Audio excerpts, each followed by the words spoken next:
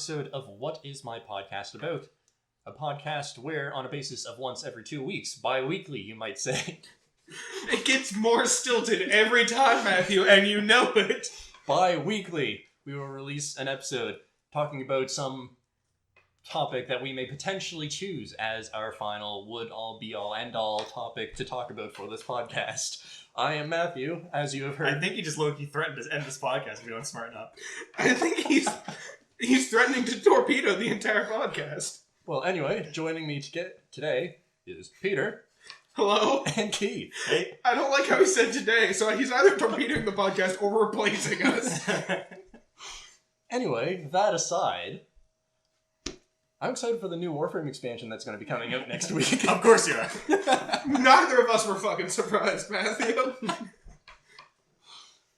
Well, Heart of Deimos is going to have a new open world, this time focusing on the faction of Infested, which, if you know anything about Halo, is essentially the Flood. What does Halo have to do with Warframe? They're two... Are they... Is Warframe set in the Halo universe? Well, they're both technically set in our universe, just kind of more spacey, sci-fi settings. So, maybe. So, no. True. It's good enough for me. Warframe has the three factions: the Infested, aka the Flood, Corpus, aka a cult that worships money, and then the Grineer, aka space communists. I can get behind all that. So, it's the Flood, capitalists and communists? Pretty much, yeah. Cool. Alright. Yeah, I'm alright with that. And space ninjas, with an ever-increasing arsenal of weaponry. Where did they land on the capitalist to communist spectrum? So they were It's actually more of the Flood. They're part of the Flood. The Flood ninjas. They were employed by another race that is, for the most part, extinct at this point, aside from a few others who, they were essentially bodyguards and mercenaries. Do they fight along... I know this isn't our Warframe podcast, but now I need to know more about the... Do they fight alongside the capitalists and communists or against the capitalists and communists? Sometimes. Yes, for both. Are the capitalists and communists humans or other races? Other races. Humanoid. But... Was the race that the space ninjas work on behalf of or were created by, were they humans? Or do humans have nothing to do with Warframe? Humans are, in a sense, humans as humans, extinct. There's various humanoid races, but human, gone. Okay, I already see this wormhole forming here, so I'm just gonna... Speaking of Halo... Yeah!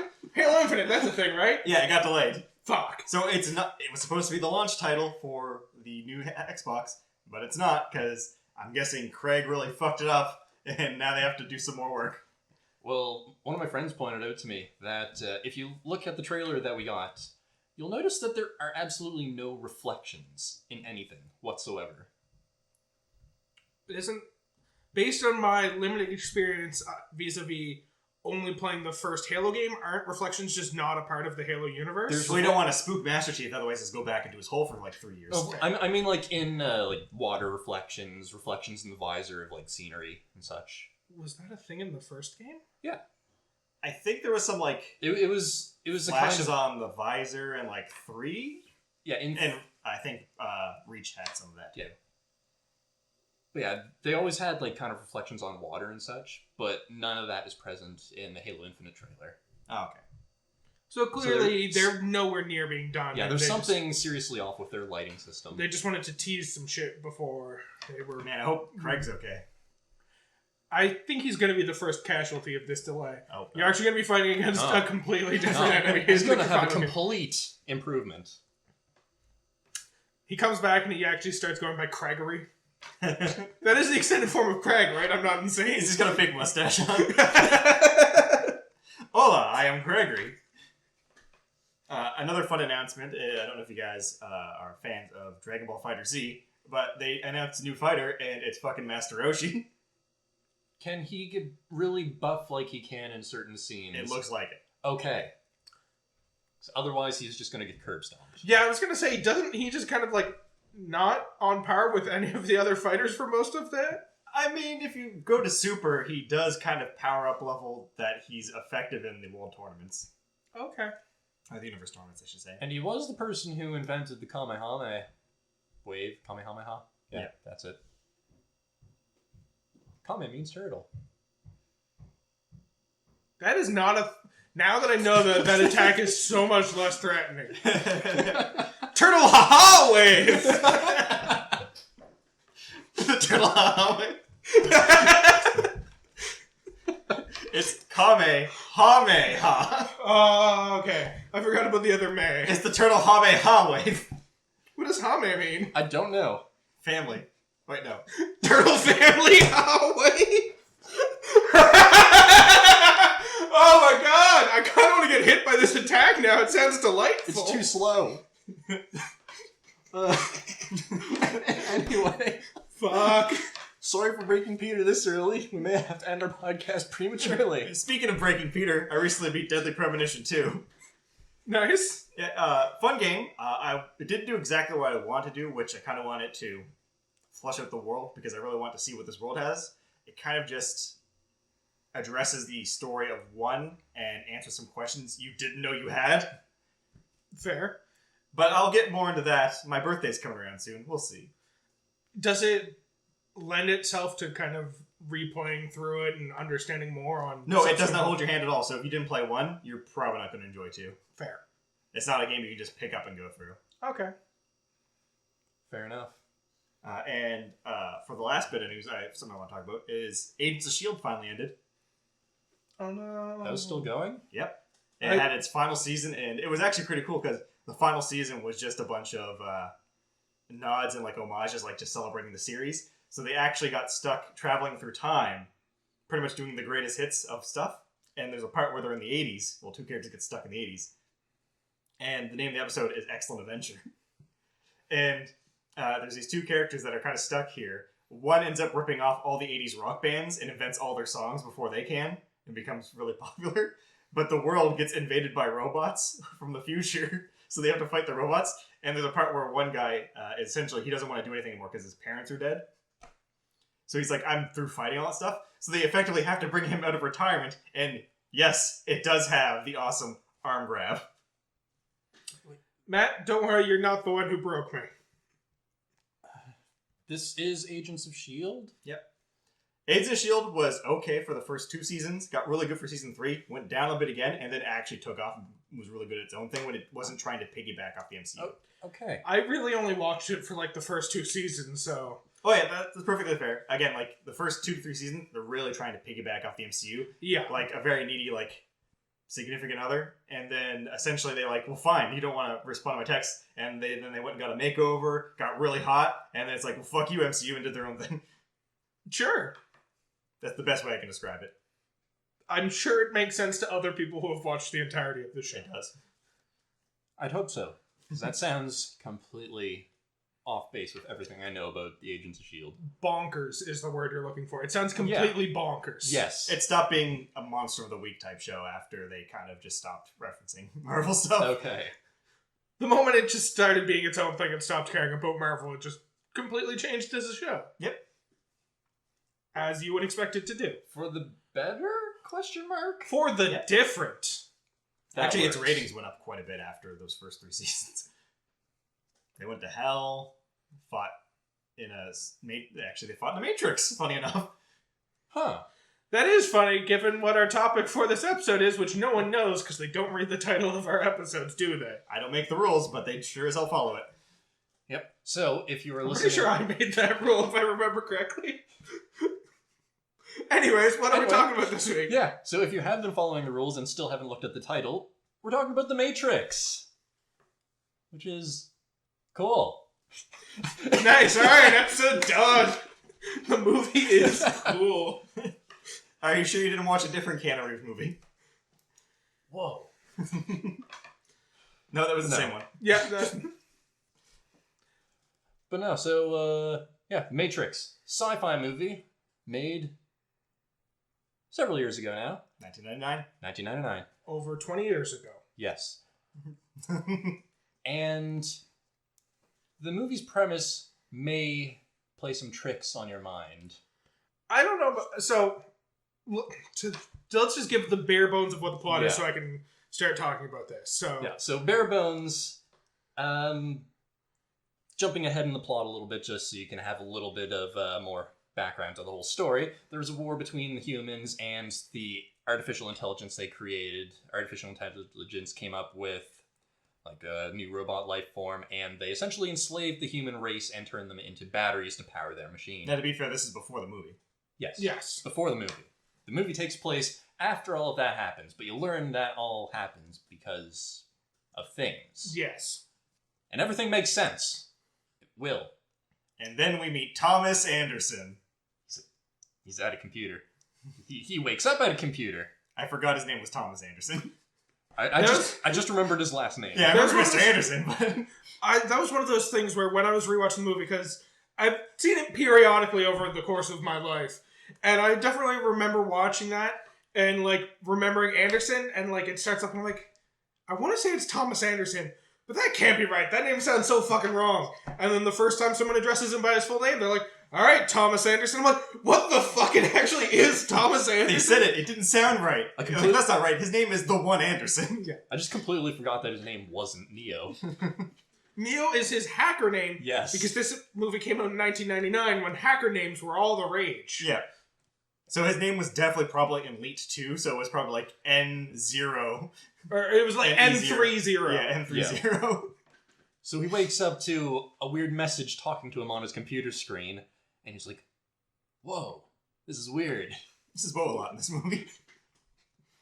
But then he gets a knock at his door, a client coming to get some computer software or something from him. Now, this scene is one of my favorite ones because I forgot how heavy-handed a lot of like the foreshadowing was in this movie. Because it's like, oh man, you really are my savior, my own personal Jesus Christ. They like... Dude, you need to unplug. They lean really fucking hard into the Jesus metaphors before he's revealed as the one. Then he becomes the one, and they're like, oh, you remember that Jesus metaphor we were hinting at earlier? Just like fucking hammering it home now. He is Jesus Christ of this world. Yeah. So the first thing that kicks off all of Neo's journey is the message on the screen, and before it disappears, the mysterious broadcaster tells him to follow the white rabbit, whatever that means. And there's a lot of Alice in Wonderland metaphors from this point on.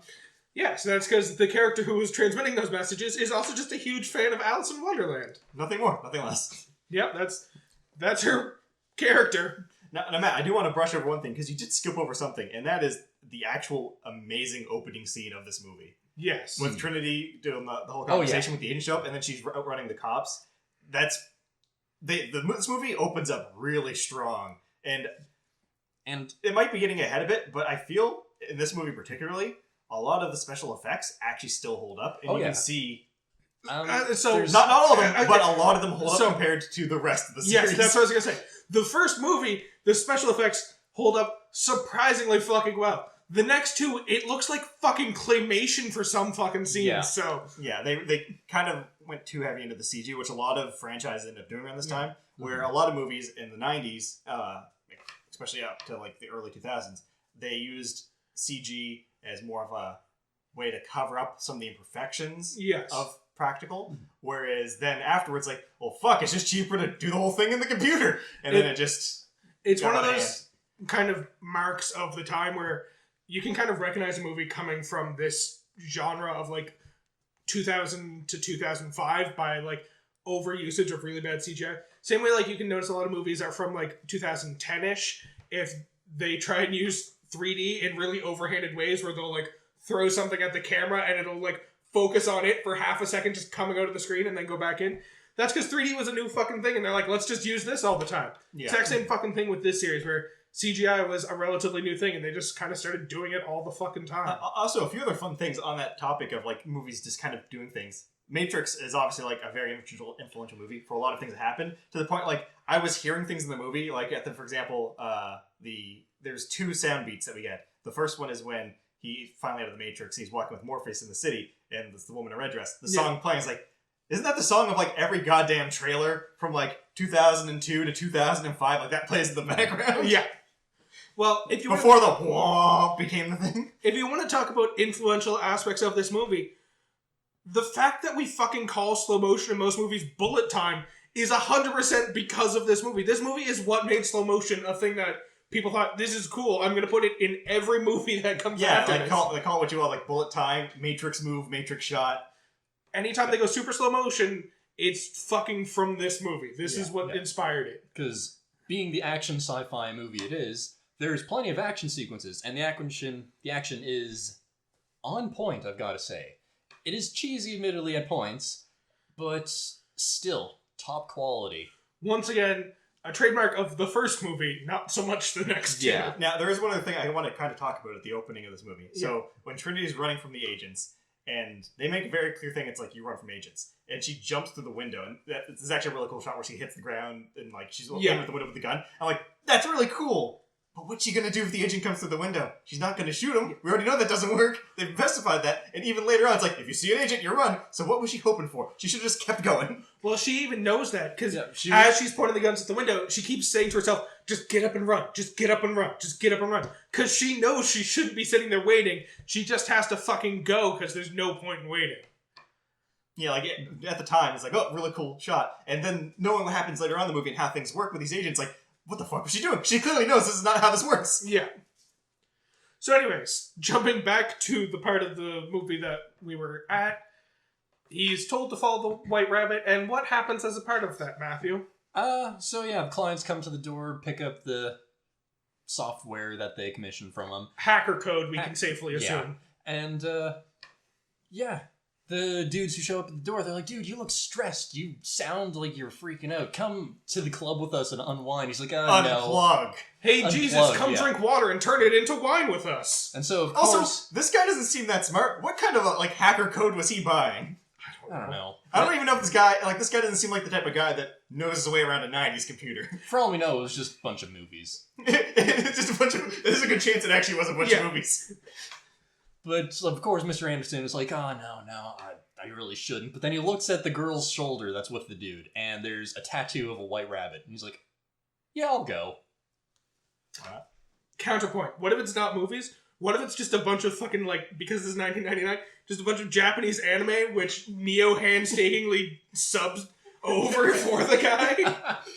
Neo's just a weeb who knows Japanese. Which is funny, because they're also going over all this stuff, because later on when he gets arrested by Agent Smith and the rest, he's talking about, you have a long rap sheet, and it's like, is it just legally downloading movies and torrenting them? Is that what he's getting arrested for? Yep. Is this what's going to put him away for years?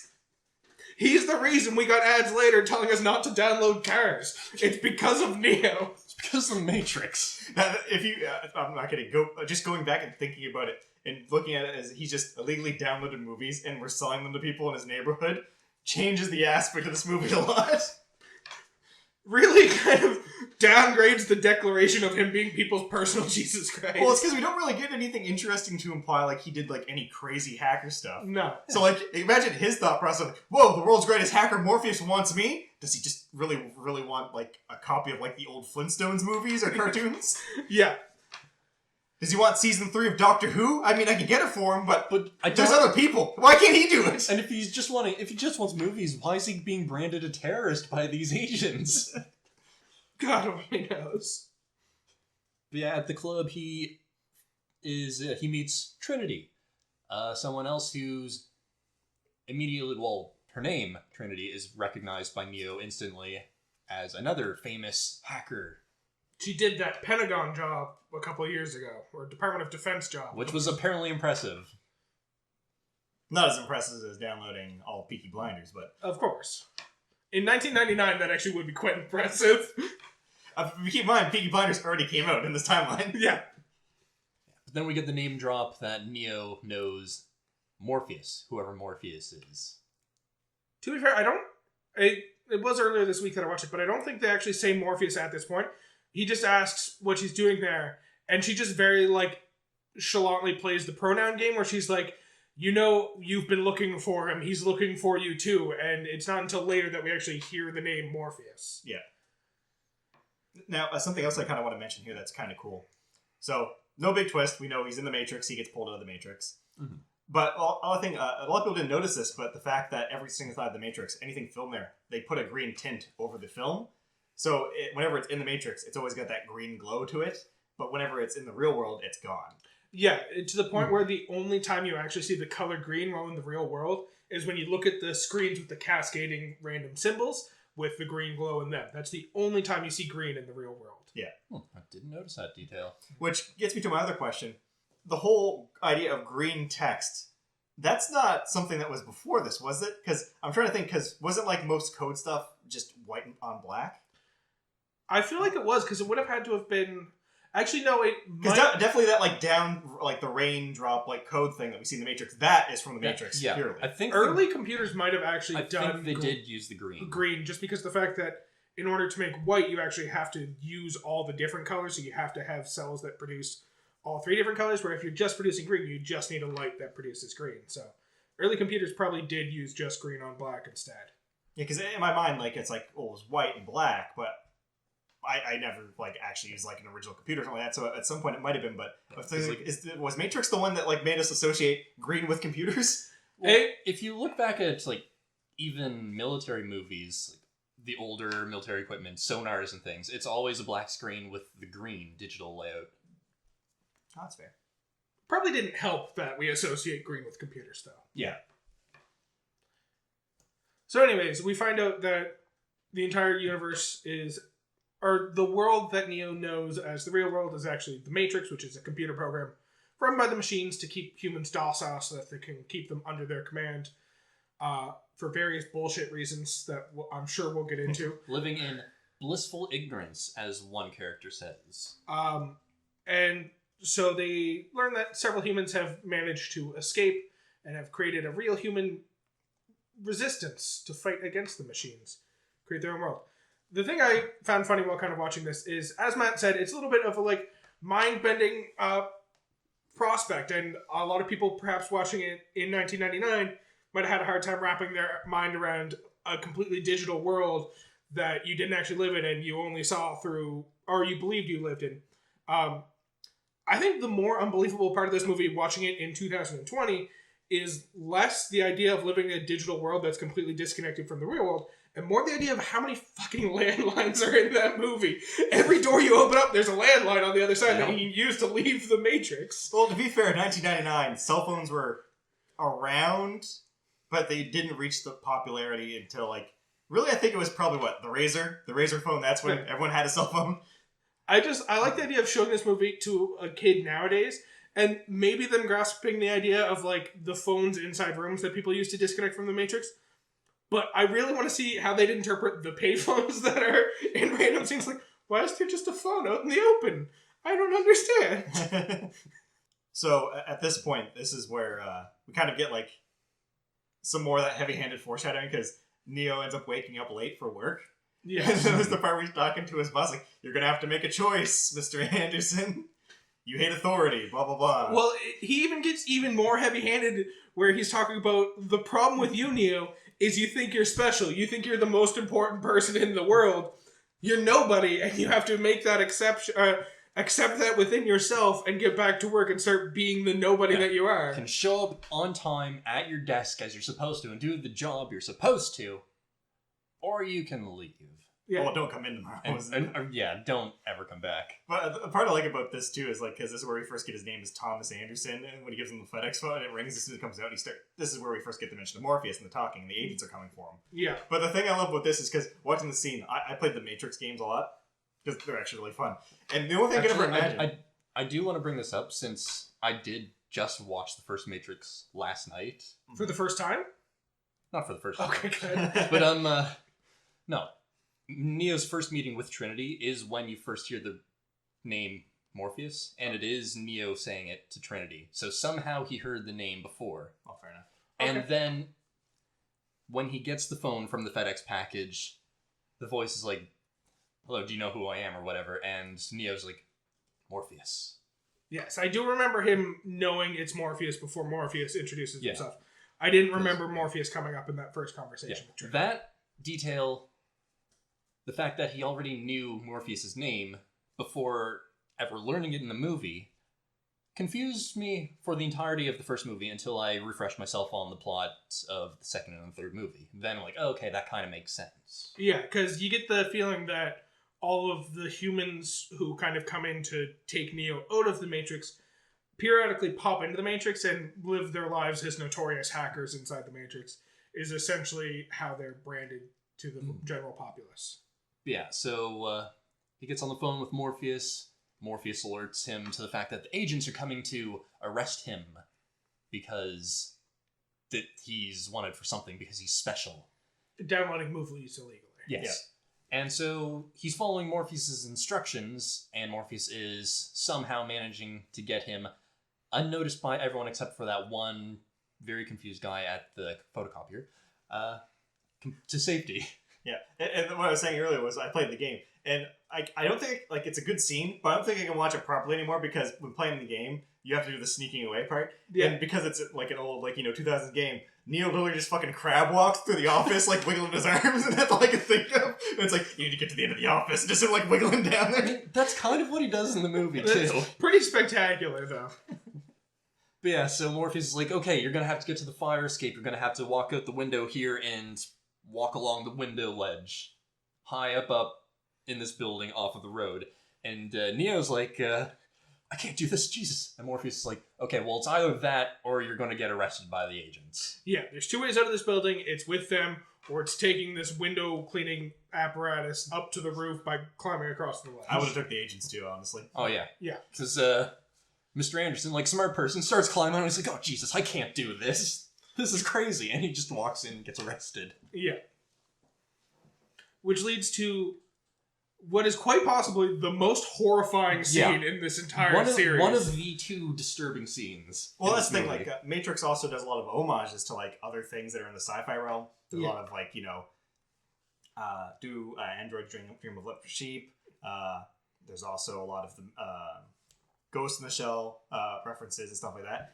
This scene in particular is I need to scream, but I do not have a mouth. Yes. Which is the story about a robot that keeps 3 people alive constantly just to torture them, and they can't do anything. Yeah, but I completely forgot that this actually happened, so I could never forget. I saw this when I was quite young, and it traumatized me. When it happened, I cringed. I was revolted. That fucking line of, you could take this, and he gives the agent the finger. How about I give you the finger? And you give me my phone call. Which, even though I know it was from the TV, I was expecting, how about I give you a flipper?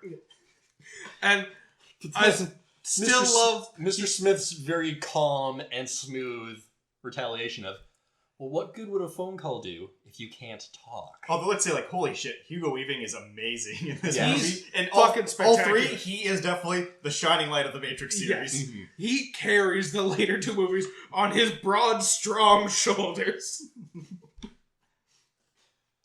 Definitely the best character. But yeah, after that, Neo's mouth suddenly seals shut like he has no mouth whatsoever.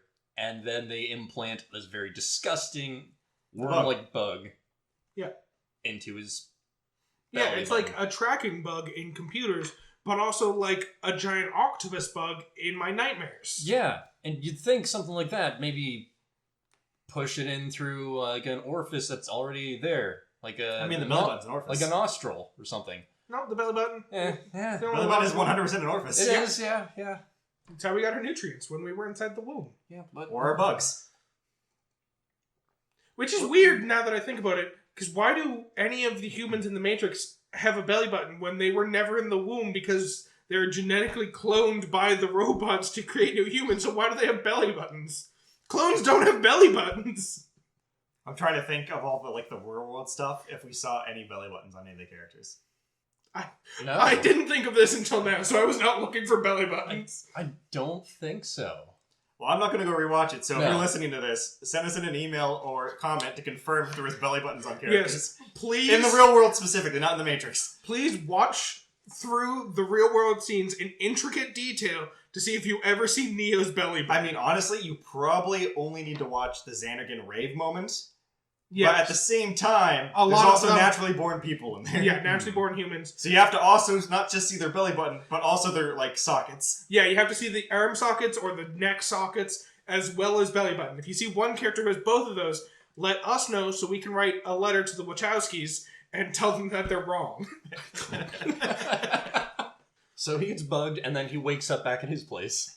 And he's like, oh, that was a weird dream.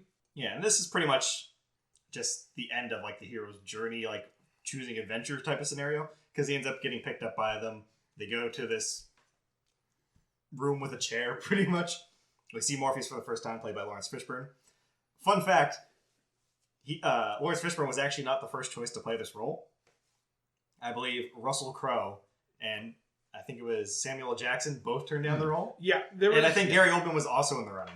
There was another person who turned down the role, because I was also looking into this. I forget who the third person was. But yeah, Samuel L. Jackson and Russell Crowe were both choices before Lawrence Fishburne. But they both just didn't want to be a part of that role. Well, it's also another fun thing where Keanu Reeves wasn't the first choice for Neo either. It was Will Smith. Yeah. So just imagine the Matrix series, but with Will Smith. Imagine it swapped with Russell Crowe as Morpheus and Will Smith as the one.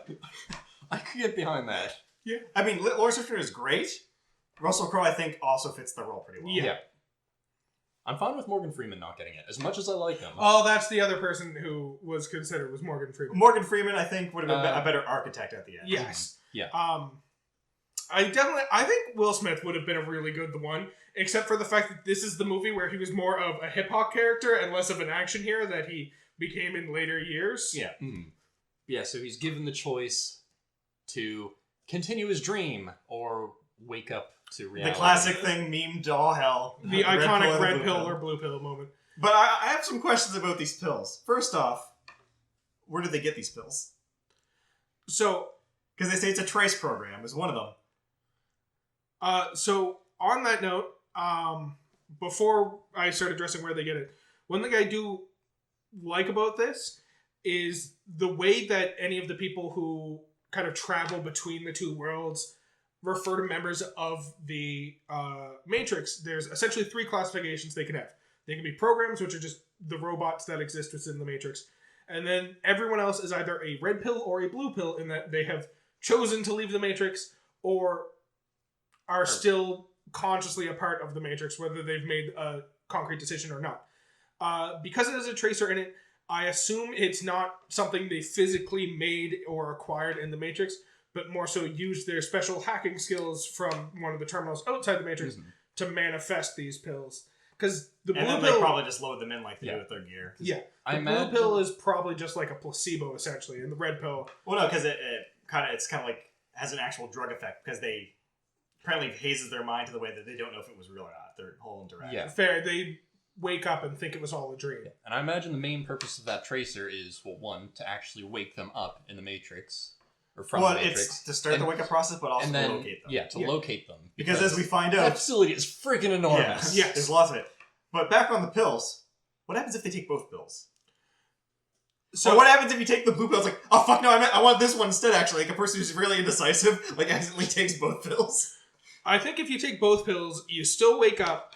But you don't have any idea what's going on. Yeah, you wake up I really think even when you do confused. wake up, you don't know what the fuck's going on. That being said, I've always been of the mind that the red pill itself is mostly just a tracker. Mm-hmm. It doesn't actually cause any of the wake-up process. It's more so the act of taking the red pill is you making the conscious decision to go deeper and to awaken yourself to the greater world, which is what causes your body to wake up. Same way where if you're in a dream and you realize you're in a dream, you can kind of force yourself to wake up by mentally making the decision to wake up. So I assume it's a lot the same thing where the act of taking the red pill is just your body's way of like consciously deciding to wake up. And that manifests in the fashion of waking you up in the real world. Which is why. It's not just, as we learn, if you want to go through some of the extended stuff too, this isn't the only way to get out of the Matrix. Yes. In the Animatrix, there's two characters specifically. One actually fully gets out of the Matrix on their own, no pills. And another character almost gets out of the Matrix through your physical ability. Yeah. There's I believe the term they use is self-substantiation is the term for someone who manages to leave the Matrix through sheer force of will. One character manages to do it. I don't know if it's specifically in the Animatrix or in one of the other short stories that the the character that's in the later movies. He is in the Animatrix. Okay. But he specifically gets out by believing in Neo so much and believing in the real world that he kills himself and wakes up in the real world, which is kind of fucking dark. But also, I believe how they explain it is by throwing himself off the building before he hit the ground. The adrenaline is what essentially jolted his body awake in the real world. Kind of like in a dream where just before you hit the ground, you wake up. Yeah. It was a similar effect. Yeah. The other guy, the track runner, though, he runs so good, he almost outran the Matrix is essentially what it is. Yeah. Yes, but essentially the other kid, like, makes the decision where, like, if the Matrix isn't actually the Matrix and this is the real world, I'll fucking die. And so he, like, makes that decision of, like, I'm either gonna die or get out of the Matrix. We're gonna see which way this penny falls together. To be fair, there's a few questionable things about the Matrix. Jumping ahead a little bit, when they walk into the area to save Morpheus at the end, just their getup, it's like, oh, I don't know if that look aged well. Yeah. There's a lot of leather in these movies that, like, not really a thing anymore. Well, looked cool at the time, sure, but now Just getting school shooter vibes. Yeah. Just black trench coats, black glasses, and a duffel bag full of guns and bombs. Now, there's another moment here when Neo's getting the wake up when he's sitting in the chair and they're trying to do the trace aspect to get him. That I was a bit confused by, because I never thought much of it, because, oh, that's a pretty cool thing. But with the mirror. The mirror's weird, I'll be honest. So, the mirror fixes itself, and he touches it, and it gets on his hands, and then it starts absorbing him, or encasing him. But is this something everyone else can see? I think so. Because, here's the thing. If they all can see it, they're not reacting to it. And does this need to happen to him to get pulled out? Or did no one just fucking warn him about the mirror and they're all assholes? I think just no one warned him about it. And hey, Neo, don't touch that fucking mirror!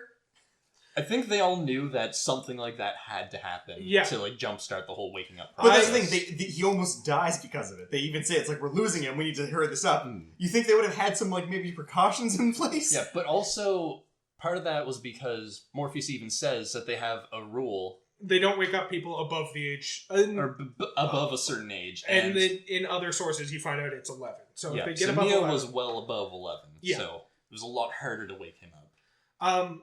I interpret it as that exact thing doesn't happen every time, because otherwise they probably just wouldn't have a mirror in the room.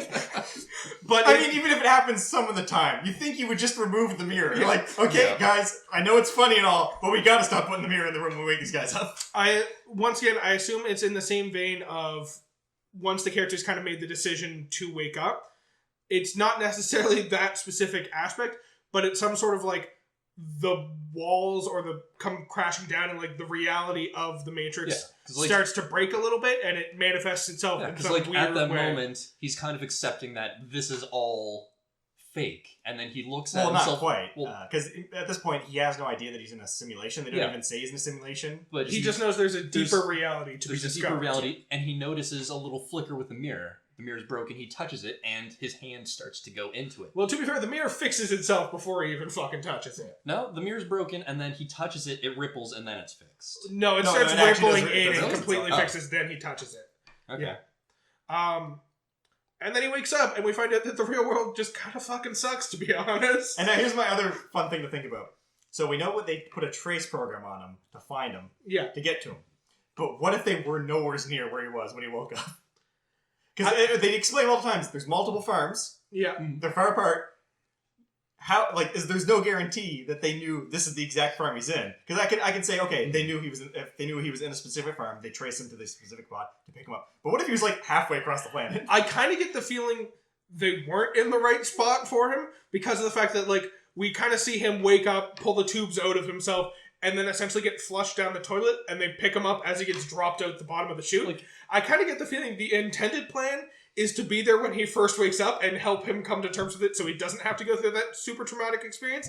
And they were just like, oh, fuck, he's at the far one. And they race there and get there just in time to find him lying in a heap on the ground having fallen out of the chute. Because, in case you forgot, he falls out into a pool of water and sinks. Yeah, and then the ship goes floating over top. We don't really know how long he was underwater. Well, they also explain to you, it's like, his muscles are atrophied, so he has no muscles. Yeah, it's like, he wakes up, he's like, why do my eyes hurt? It's like, because you've never used them before. Which also raises the other question. They don't really do a good thing of the passing of time for this movie, but they explain, like, okay, you have never used your eyes before, your muscles are atrophied, so we have to rebuild them. Fucking how long was this man in recovery? A fairly long time, because his hair doesn't start regrowing. He's completely bald when he comes out of the capsule in the Matrix. Yeah, he literally has no hair on his body, and then by the end he has, like, a brush cut, so probably at least, like, a month of recovery, I would guess. And they never took him back to Xanakin in that whole time. Nope. To the point where he's still asking about Xanarkin at the end of the movie. Zion. Xanarkin's the one from Final Fantasy. Oh yeah, Zion. Same difference. Yes, essentially the same fucking thing. Yeah. To the point where, like, it gets weird enough with the timeline where in the second movie they go to Zion and they make, like, a big deal of, like, this is the first time they're showing us Zion. But Neo's been there before, but they, like, don't address it in the first movie at all. And they start walking in and I'm thinking to myself, oh, this is the first time Neo's been to Zion. And he's just like, oh, hey guys, I've seen y'all before. I'm like, when the fuck were you in Zion? As far as I can tell, these movies are like a week apart, maybe. Well, from what it sounds like, the first movie, it's like a couple of months between 1 and 2, and then 2 and 3 are back to back. Yeah, 2 and 2. The same way they were filmed. Yeah. So anyways, Neo wakes up, realizes the world sucks, but also, this is where we kind of get into that whole backstory we were told beforehand. War between humans and robots. Humans are now batteries, which is a bullshit idea that sucks and no one likes. And then Morpheus informs us of the One. Somehow there's an individual who every once in a while comes around with abilities that far surpass anyone who is awake and can go into the Matrix. To be fair, he doesn't beat around the bush. He's just fucking, you're the one, do the thing. It's also not even quite that explanation. Essentially, there was a guy 100 years ago who broke all the rules of the Matrix and then died, and we've been prophesizing his reincarnation ever since then. You're that guy. Congratulations, you get to be that guy now. You're the guy, now do the thing. Yeah. Do the thing where you save the world. Because, like, the Matrix, of course, simulation has all the rules, like gravity and such, as explained, but the One has the ability to just ignore all of that, essentially. Yeah, because most people that are aware of the Matrix can bend the rules, but breaking it is a very rare thing, but the One can just kind of say fuck it to the rules. Yeah. The One straight up ignores the rules. It's like, I just do my own thing. So Neo's like, I don't really believe fully that I'm the One, but okay, I'll join you since I'm here. We also meet the crew, which is we have Trinity and Morpheus, who we already met. There's Cypher. He seems like a fun guy. I fully trust him. Definitely isn't, from the beginning of the movie, hammering over our head the fact that he is evil. And then we also have Switch and APOC. Yeah. Yes. Who were in the car when he got the bug removed. And then we meet, specifically on the ship for the first time, Mouse, which is kind of like their geeky programmer, the young guy. And then we have Tank and Dozer, which are the two brothers who are naturally born, so they actually can enter the Matrix. And they have none of those sweet little injection ports. So we can assume they have belly buttons. Yes. Yes. This will be the main conflict we're going to have through this conversation. Speaking of which, when you're going back and rewatching and looking for people who don't have belly buttons and have the ports, if you do see a picture of Dozer with his shirt off and his belly button showing, still send me that picture just for my own personal records. That's fair. Anyways, this leads to one of the weirder scenes, which is Neo wakes up and Tank kind of walks into his room and starts talking about, like, the expectations for Neo as the One. And he has the really excited whisper where he keeps, like, building to a yell and then realizing he's not allowed to yell, so he cuts himself back down to a whisper. I had Joe yelling on the ship last week and I can't do it, otherwise Trinity's going to come in here and whoop my ass. So he keeps building to a yell, dropping back to a whisper, and then building back up. It's just like, oh, I know you want to yell so bad, Tank, but no, you're not allowed to. The real world's a quiet place, apparently. That's how, you got to keep the flying octopuses away. Yeah. In fact, I think... Oh, no, it's... I was thinking, because the first time we get a hint of the octopus things, it's like everyone's going to be quiet, but it's actually Neo and Trinity talking. For some reason, I was thinking it was Tank just getting really excited in that room again. It's like, fucking Tank, shut up! 3 people have died because of you this way. I do fucking love Tank, though. He is pretty fucking great. But then we get the whole training sequence, and the training sequence is more just downloading information to their brain. Because that's the thing they can do. Yeah. Well, it makes perfect sense if you think about it. Neo lying in one of the computer chairs that we see them use repeatedly throughout the rest of the movies, and just, like, violently shaking as he gets... Yeah, it's like... The part I like, though, it's probably everyone's favorite line. It's like, I know Kung Fu. I know Kung Fu is a fantastic line. Or just, like, it's just those little fun things, like the fact that, you know, Morpheus and Neo are in, like, the training protocol fighting, and then all of a sudden you see Mouse running into there. It was like, Morpheus, a foot Neo! But just that training scene, though, just always reminds me of the silly spoof video of if the Matrix ran on Windows. It's like, your free trial of Kung Fu has expired. And, like, there's actually a lot of cool things in this fight, even though the fight's pretty doofy. Like, the things like, he's like, oh, do you think I won because I'm stronger than you or faster than you? doesn't really matter because we're the same in this whole thing. Yeah. You think that's air you're breathing? Like, holy fuck, he's right. That one line is the one that blows my mind every time I watch it. Of Neo on his knees, panting, like trying to catch his breath because he just got the shit kicked out of him by Morpheus. And Morpheus leans over and goes, "You think that's air you're breathing?" It's just like, oh my god. It's a freaking virtual reality. But that's all, like, literally, that's all Morpheus had to say to explain everything to him, I think. Like, didn't have to go through this whole spiel about everything. He's like, have him in there, get to him and say, "You think that's air you're breathing?" Like, oh, that's right. Everything's made up. I don't have to breathe.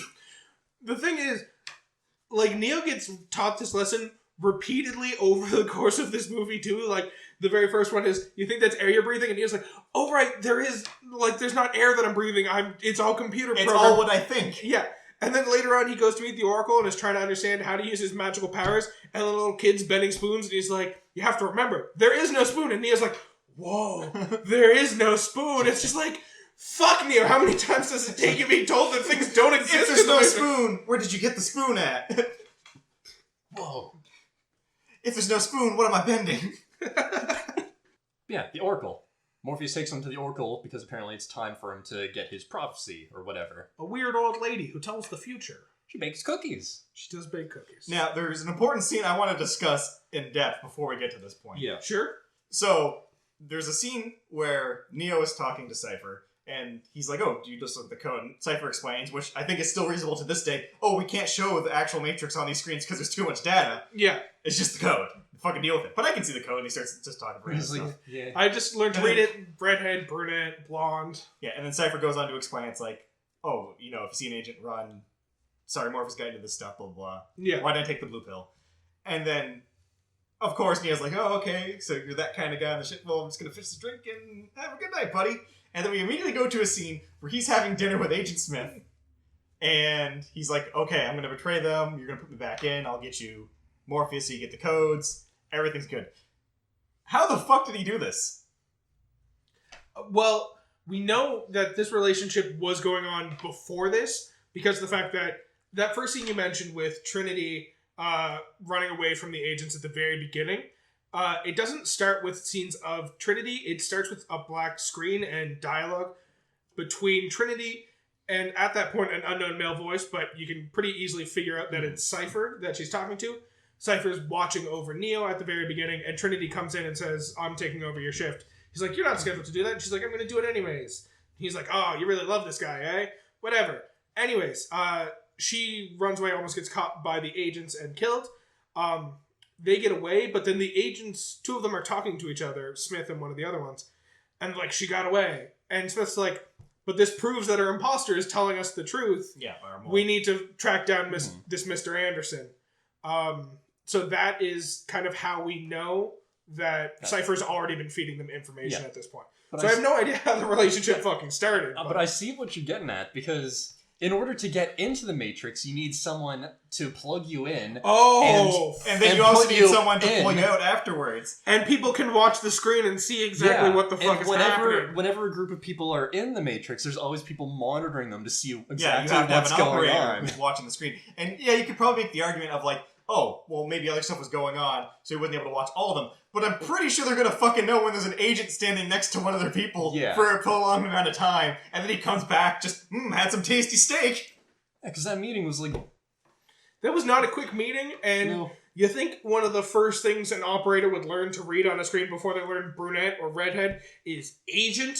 They see that, and immediately the first thing they do is tell everyone in the Matrix at that time, "Hey, there's an agent by Cypher, just so you guys know there's an agent with Cypher." And they see Cypher just plugged in on a table. They're like, he's just sitting there with them.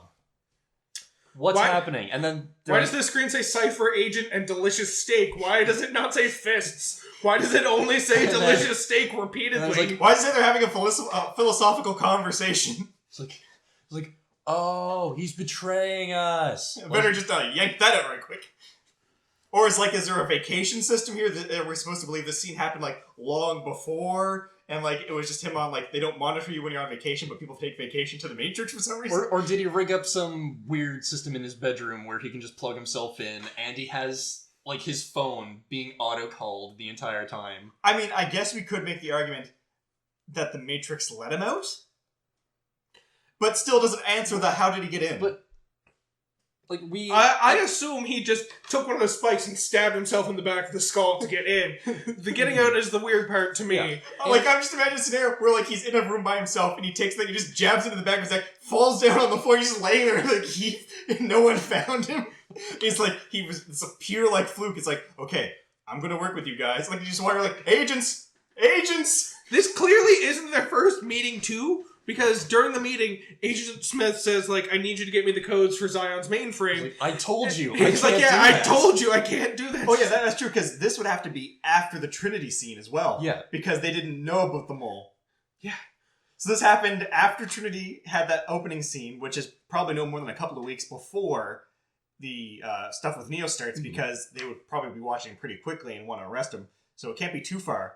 So there's a point where he's on the ship with them, and he had to have been able to plug himself in, have this secret meeting with Agent Smith, and was able to get back out of the Matrix without anyone noticing. Fuck, how did I not notice how little fucking sense that meeting makes? So the only reasonable thing I can conclude, or the only reasonable explanation I can come up with, is that when everyone else was sleeping, Cypher left the ship and found some robot to talk to that didn't straight up kill him. So how I assume the relationship works out is because we do see Neo walk up to Cypher while he's the one monitoring the screens. So clearly he does have some shifts where he's the one monitoring and no one else is there. And also, when Neo walks up, he turns off all of the screens except the ones just displaying the Matrix code. True. So what I suspect happened is he managed to get shifts, or perhaps everyone has shifts, where they monitor the screens and keep track of what's going on inside the Matrix. While he was on these screens, he found a way to interact with the Matrix, because you can already spawn in things from these computers.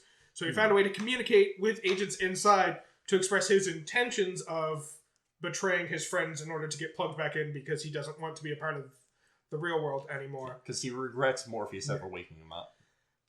I then have to assume that during one of these night shifts, while no one else is in the room and it's just him, he got into one of the chairs, stabbed himself in the back of the neck with a spike, and just very luckily no one walked into the room while he was the only one in the room lying in one of the chairs.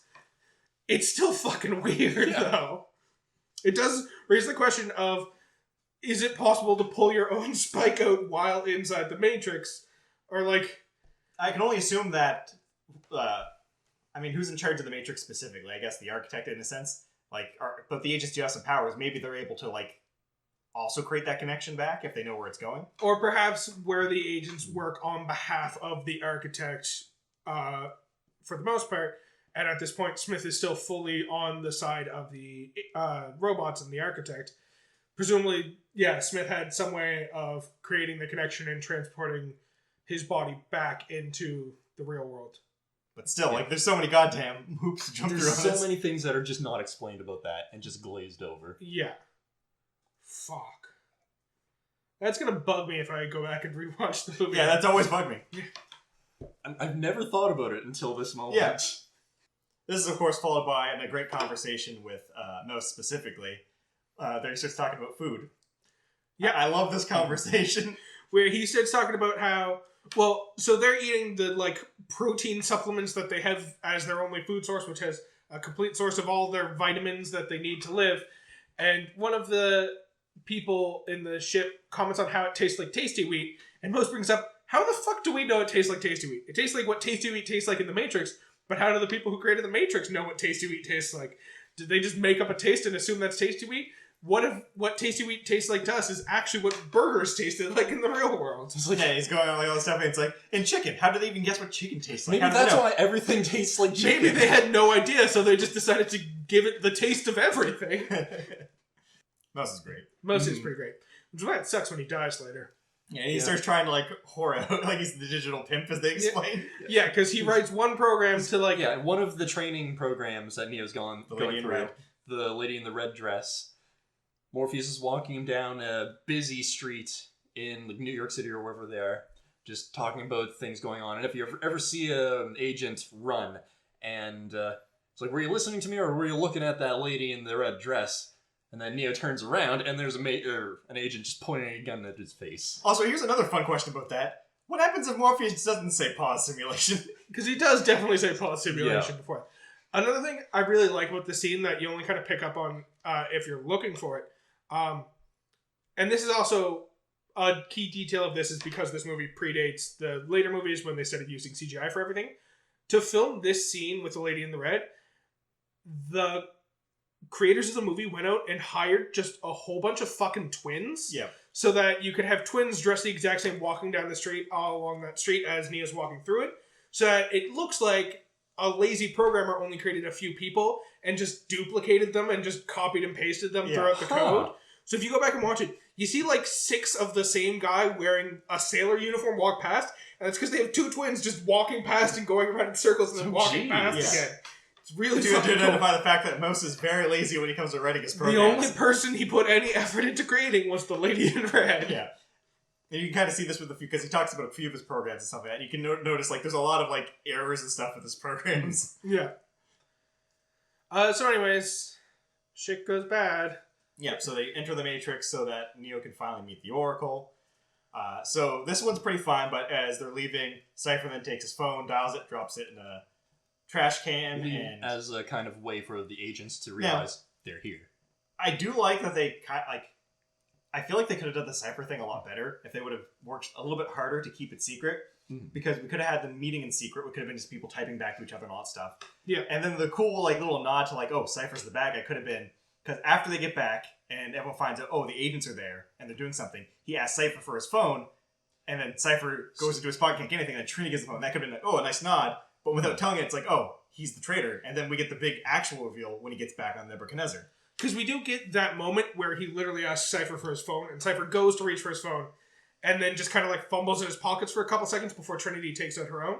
So yeah, if they hadn't have been doing that type of thing, that would also resolve our fucking issue with that steak meeting if instead of it being a meeting, they just show like text on a computer screen and like someone typing into it, and then they show Agent Smith on the other end, like talking to the computer or some shit like that. Yeah. Like you get that idea of there is a traitor, we don't know who it is.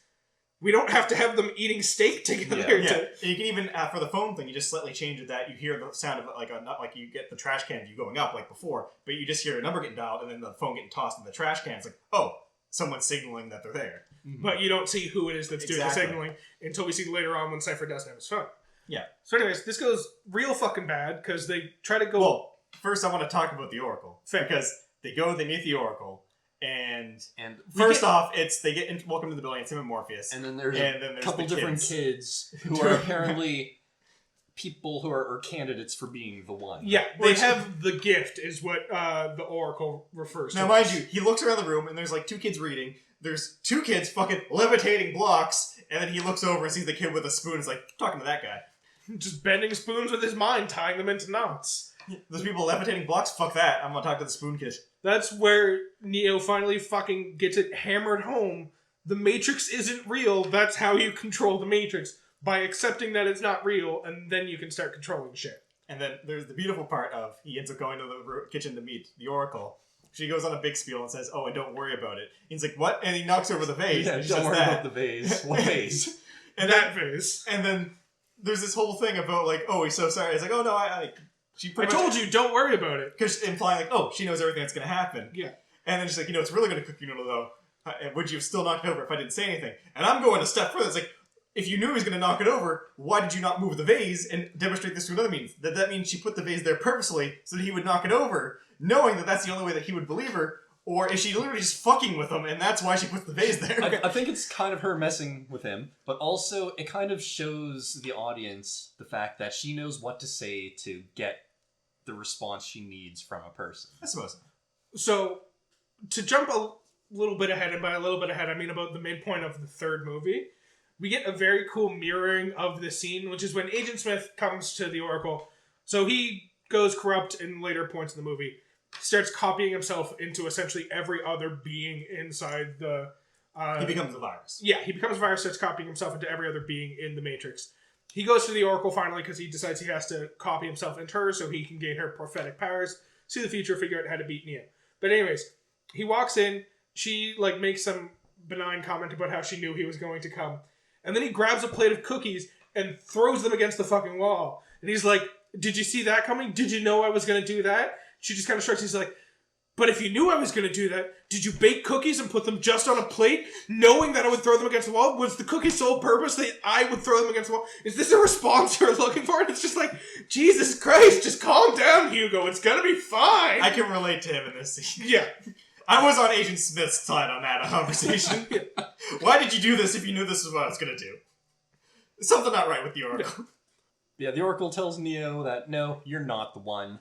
Well, it's another beautiful moment of fucking foreshadowing. Yeah, she specifically does a lot of weird things in this because she says, you have the gift, but it's like you're waiting for something. He's like, waiting for what? And she's like, waiting for another life. Yeah, I don't know. And then he's like, oh, do you want me to hold your hand and do some, like, stuff? And she's like, and I'm going to go, and then you're going to say, but I'm not the one.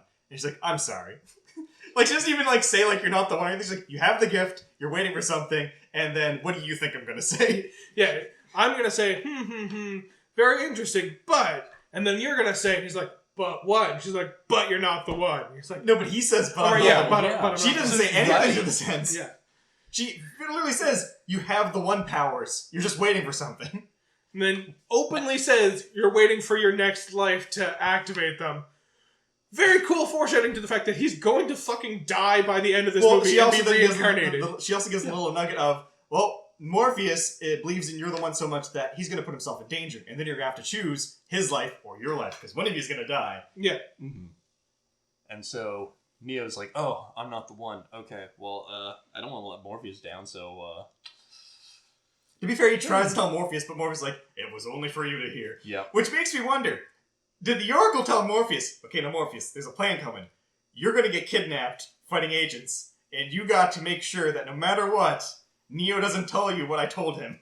Well, the weird fucking part about it is, like, he must know that he's not supposed to know, because it seems like everyone else has some pretty fucking common awareness of what the Oracle told Yeah. other people. Trinity was taken to the Oracle, and Morpheus went to the Oracle. They all had their own little one-on-ones with the Oracle. But they all know roughly what the other was told. Like, Trinity makes reference to the fact that Morpheus was told he's going to find the one. Morpheus makes references to what Trinity was told by the Oracle.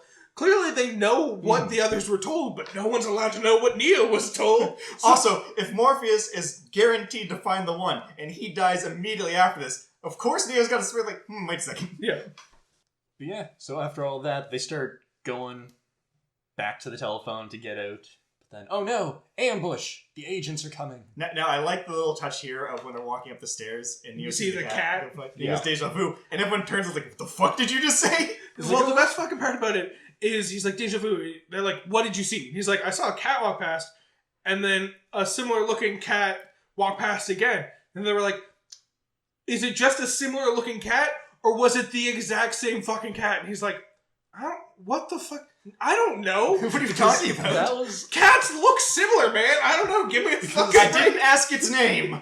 Because in the mythos of the Matrix, that is actually something incredible. The fact that the deja vu, the, I guess, act of experiencing, or the feeling of experiencing something that you just experienced, is the Matrix experiencing a kind of glitch or change, that something happened. It's and... pretty much they slightly reset it because they changed something, and they have to go back a moment to repeat it. Yeah. Which, the interesting thing about this is, too, the Animatrix kind of also touches on this a little bit. People that are fully ingrained in the Matrix don't notice this, which implies that if the Matrix is real and we're in it, if you've ever experienced deja vu, that means you're loosely connected to the Matrix and could wake up. I've experienced deja vu several times. I experienced deja vu as a child, but I can't think of any time I've experienced it in like the last decade. So maybe After you turned 11? Yeah, so maybe I've just fully accepted the Matrix as my Lord and Savior. I just had a feeling of deja vu, god damn it. What did they change? So anyways, shit gets real bad real quick. Also, the thing they changed is all the windows are now bricks. Yes, Yeah. there's no more exits to the building. The building is fully bricked over. Which is... Except the one entrance that the police and the agents come in through.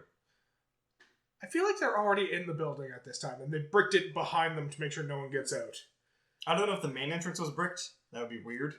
True. I'm trying to think of, like, in what world line, even if it is the Matrix, do the normal police officers just kind of accept this? The police are kind of just, like, fucked with entirely, though. Oh, throughout the definitely. series. But think of it this way. You, normal police officer, walk into a building, and all of a sudden, you're like, wait a second, how'd I get in here? There's a brick over the door. Like, that's immediately followed up by the police freaking out in the lobby while they're just like, calm down, guys, we just need to go upstairs and grab the person. It might just happen, like, once they're past the first fucking floor. Because we never actually see the front entrance after the... Yeah, they take the back entrance into it. Yeah. So, I don't fucking know. Anyways. Yeah, but all we know for sure is the sewer exit below the building is definitely still open. Yeah. So, Mouse ends up getting trapped and gunned down. So, he dies pretty quickly. Was useful as his programming, I guess. Yeah. Had some pretty big guns with him, though. They start crawling through the walls to get away, and Cypher gets dirt kicked all over him, so he starts coughing real bad inside the walls, alerting the police to the fact that they're definitely inside the walls. And that's another thing. Like, this scene, it's like, you can't help but think, like, well, Cypher's doing this on purpose, but if they would have kept that secret a little bit longer, and it's like, oh, that's very unlucky, to, oh, fuck, he might have been doing that on purpose. Yeah. So anyways, we get to see the really unpleasant feature of the agent's ability, which is they can essentially just warg into other humans' bodies. Yeah. And the police officer who discovered they're in the wall turns into an agent and starts catching them. Rips, like, Morpheus out of the wall. Well, no, he grabs Neo and he's trying to get him, but then Morpheus goes like, whoa! Yeah, tackles him through the wall in order to let Neo get away. Meanwhile, Neo's thinking to himself, like, this is it. This is the chance where Morpheus is selling his life for me. Like, Morpheus needs to survive so the Resistance can survive, so I have to sacrifice myself so Morpheus can get away. Yeah, and then he pulls him down and they escape. But the thing I like about this, too, is because early in the movie, we see the fight between Neo and Morpheus just wipes the floor with him. And then we see Morpheus, who it's like, oh man, this man's unstoppable, just immediately get floored by this agent. It's like, oh, that's how strong these guys are. Yeah, another fun part is this moment also leads to another moment which would be incredible if they didn't give away the Cypher moment at the beginning of the movie, which is they jump through the sewers, like a cloud of smoke comes up, and we see police officers in the sewers pull out guns at them. Everyone starts running the opposite direction except for Cypher, who dives on the ground in front of the police officers. Like, seemingly to follow them, but yeah, it looks like it goes to follow, but trips and falls. Yes. And then they all get away. And then Cypher ends up they call into the operator Dozer. So they can find a place to extract. Yeah. And Cypher also calls into Dozer and he's like, Dozer, Cypher, what's going on? I thought you got captured. And Cypher's like, oh, there was a car accident. Tank, I believe. Tank. Because Dozer just runs the mechanics of the ship. Right, yes. Tank is like, how'd you get away? I saw you were captured. And Cypher's like, oh, there was a car accident. I just barely got away. I guess I'm lucky or something like that. Someone up there still likes me. Yeah, and it's just another one of those moments of like, if you didn't know he was the traitor, that would be a really cool moment of like, oh, fuck, they just let him go so that he can still do what he has to do. He's going to be the guy that's going to show up at the last second and save the day, giving the hero the chance to win. So, if all of those moments were just foreshadowing, and the moment we find out Cypher's actually evil is the moment the crew finds out Cypher's evil when he pulls out the lightning gun and starts killing people, that would have been so much cooler of a like little twist of foreshadowing instead of like, because they even go so far as to have a car accident in the background when Cypher calls. Yeah, it's like they were doing things for somebody that didn't clue in that Cypher was evil already. It's like they wrote the movie to have that be a surprise and then thought we wouldn't understand if they had it as a surprise. So they went back and had that meeting scene early on to make it real clear what was going on. Yeah, the one scene where it sounds like Cypher might not be trustworthy is immediately followed by, oh, he is a traitor. Yeah. And then the fun thing here is Cypher is the first one back, of course. And then when they're getting ready to pull the others out, he lightning guns Tank and Dozer. They both go down. And then the phone's like, oh, the phone's not ringing. Let's call Tank, see what's going on. So they give him a call. And this is where Cypher is not a smart man in any sense, because he picks up the audio and drops the gun right next to the guy that he specifically missed the first time he shot at. He wounded him, but did not kill. He shoots and doesn't quite kill him just yet, because he hits him in the side. He says, oh shit, and has to line it up again and fire again. But at this time, Tank's also spinning and hits the ground. And Dozer tackles him and starts charging at him. So he kills Dozer, then the phone starts ringing, completely forgets about the fact that Tank is probably still alive, practically gives him the gun and starts being a real idiot, pulling people's plugs. Yeah, so he ends up killing Switch and Apoc. Now, we didn't mention it before when we brought up Switch, but a cool thing about Switch actually was, in the original concept of The Matrix, they wanted to have, because as they explained before, the one version inside The Matrix is your visual representation of yourself. And Switch was actually supposed to be male in the real world, but female in the Matrix. Yes. Yeah. I do remember that detail. But I guess that was too edgy for the the late 90s, I guess. Yeah, they didn't want to do that, so they instead just made Switch a slightly androgynous female for both aspects of it. Yeah, but I think that would have been actually a really cool aspect of the whole world, and hopefully we do get something like that in the future, because they are making more Matrix, apparently. Yes. Yep. It's one of those things where there were so many, like, cool things they could have done about that, like, have characters who, like, Mose, I think it would have made so much more sense if Mose in the real world is, like, a small, scrawny guy, but in the Matrix, he's just, like, fucking Chris Evans after getting the super serum, and Mose is just, like, the most jacked guy because he chooses to believe he is the hero that will save the world. So he's just legitimately... he's definitely tweaked around trying to modify that. Yeah. So, like, if he essentially looks like he's wearing one of those muscle suits under his shirt, where, like, he's really bulgy, but the muscles don't quite line up with where they should. Like, I think that would be amazing. Did you just copy and paste abs? He's just got abs on his arms. I may have took a model of Arnold Schwarzenegger and put my head on it. I don't know. I think that kind of thing would have been cool if they had moments of, like, characters who had more differences between their real world selves and their computer selves beyond just they're dressed differently. Yeah. Another interesting thing here is, so at this point, Cypher has kind of given his monologue to Trinity, and he's just talking about, like, oh man, Neo sure has dreamy eyes, doesn't he? It's like, Cypher, do you want to kill or fuck Neo? Come on. Well, the best part about this is it gets hammered over her head even more. He just the fucking, and if I'm wrong, smite me down. He's like, if Neo really is the one, then something miraculous would have to happen. I wouldn't be able to kill him right now. I would have to die somehow here in the real world before I could pull his plug. Like, say I was a complete idiot and left the gun next to Tank, and Tank wasn't dead. And it's like, please don't do it. It's like, impossible. What? I'm gonna have to call you back. And Tank just fucking murders him in the real world. It's like, God damn it, we get it. Neo's the one. You don't have to keep fucking telling us. Yeah, so ends up at this point, there's only 3 surviving free members of this team. We have Trinity, Neo, and Tank. Well, Morpheus is still surviving, but he's not captured by the And aliens. then they have the conversation of, do we kill Morpheus because he has the Zion entry codes, and if the robots or whatever get it, then it's not a matter of whether they will break him, it's a matter of when they will break him. And then Neo finally steps up. He's like, no, I'm going in to save Morpheus. Yeah, the conversation essentially goes, yes, we kill him, yes, we kill him, maybe we don't kill him, yes, we kill him, yes, we kill him, no, we don't kill him. The Oracle said I had to do this, and then he runs off. Yeah. It's like, I can bring him out, the Oracle told me. And then Trinity's like, well, you're not going alone, I'm tagging along for funsies. And, yep, she would be the one in charge now at this point, with Morpheus being gone and the rest of the crew dead. Yeah. Actually, I think she's always the second in command. Yeah, she definitely was the second in command from the beginning. So they end up doing their suit-up moment, and it's like, what do we need? Guns. Lots of guns. And we get probably what is the most iconic scene in the whole movie. That fucking lobby fight scene. Yeah. Which took over a week to film, which was done entirely with practical effects, which is another sign of how fantastic this fucking movie is. Yeah, and that beat will be stuck in your head forever. Yeah. But it's just like, just the great moment of, like, he walks in, it's like, beep, it's like, I need you to open up your coat, sir. He opens up the coat, it's like, what the fuck? Yeah. Because he's just head to toe in guns. Yeah, so they gun their way through, because this is the climax, so this is where it's got to be the pinnacle of everything, so...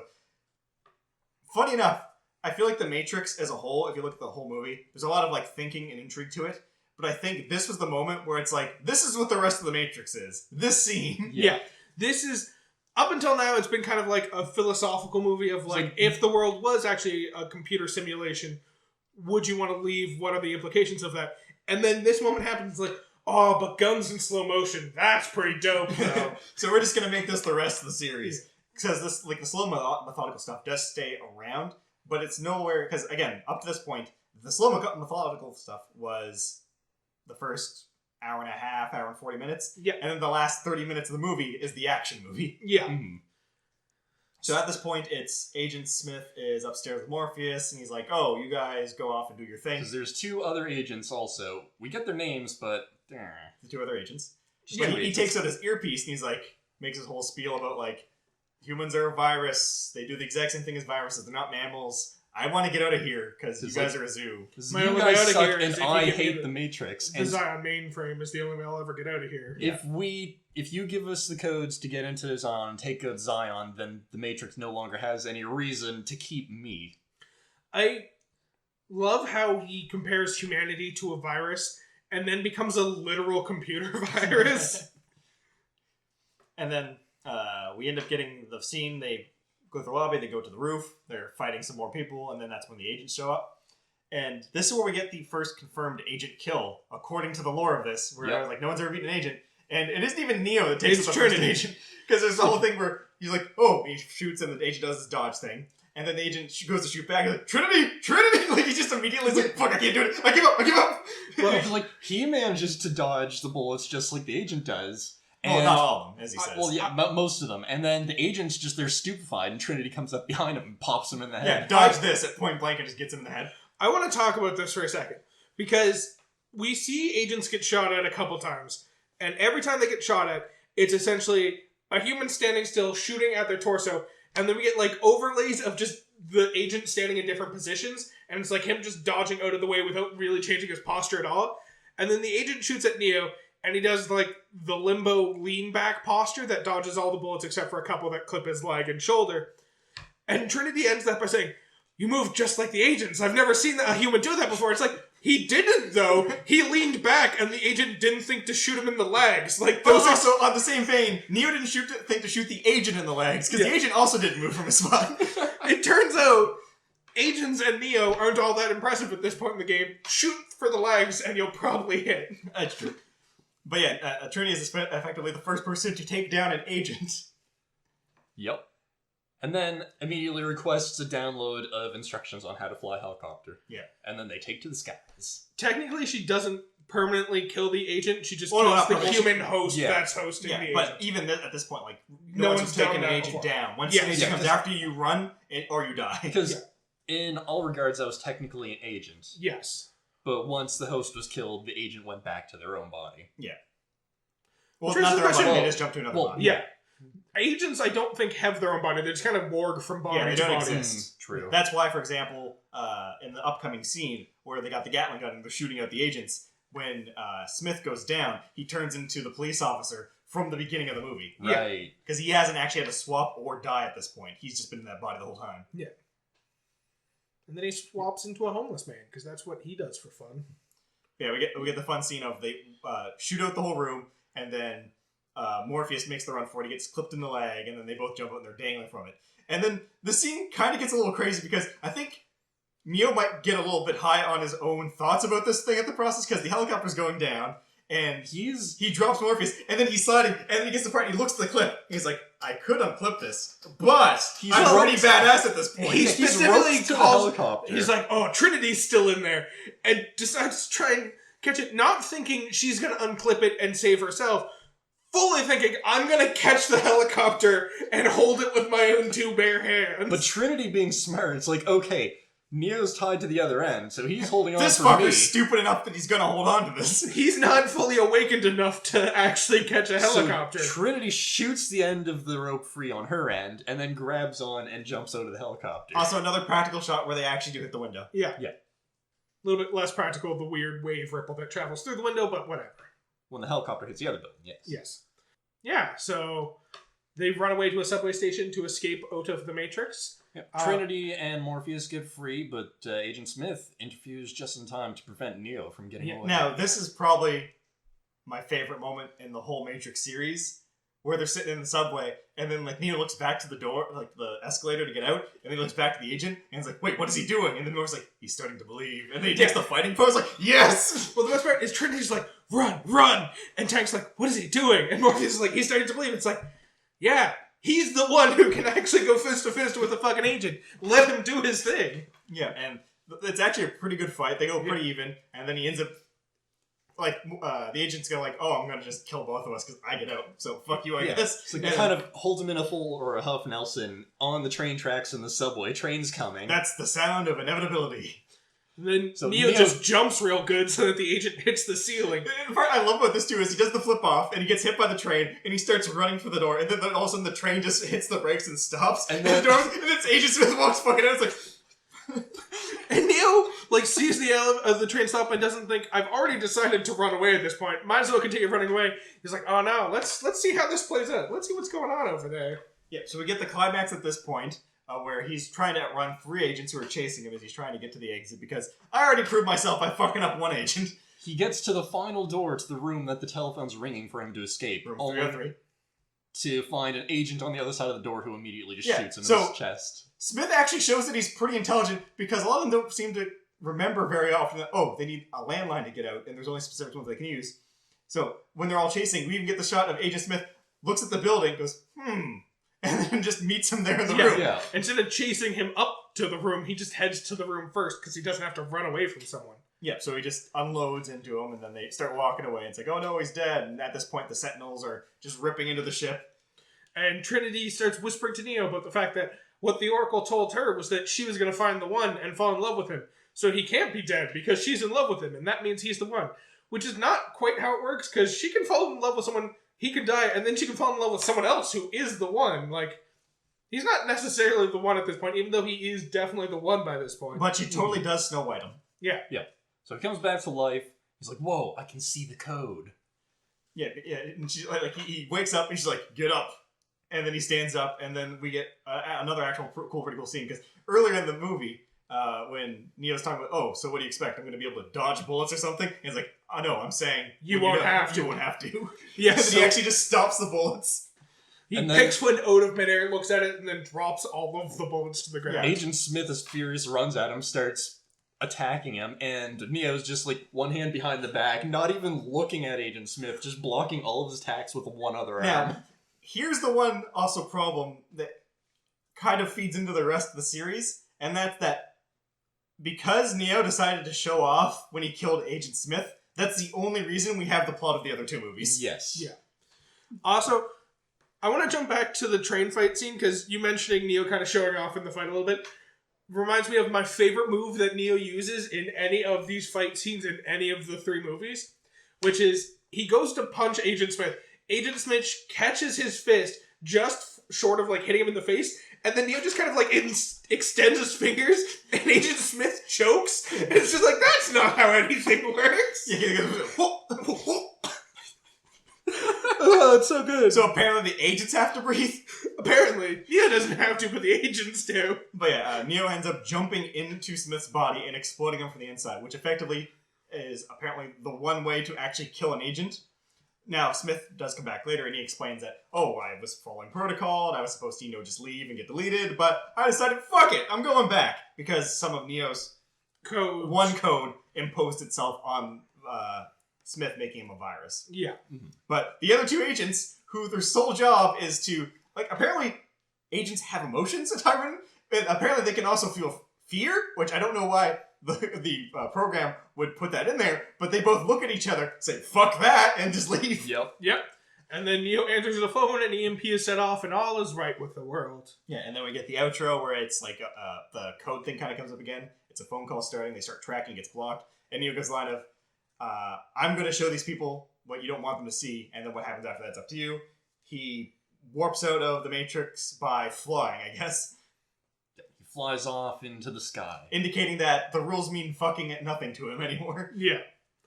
He's doing his Superman thing, as it's referred to in the second movie. I believe Link is that one?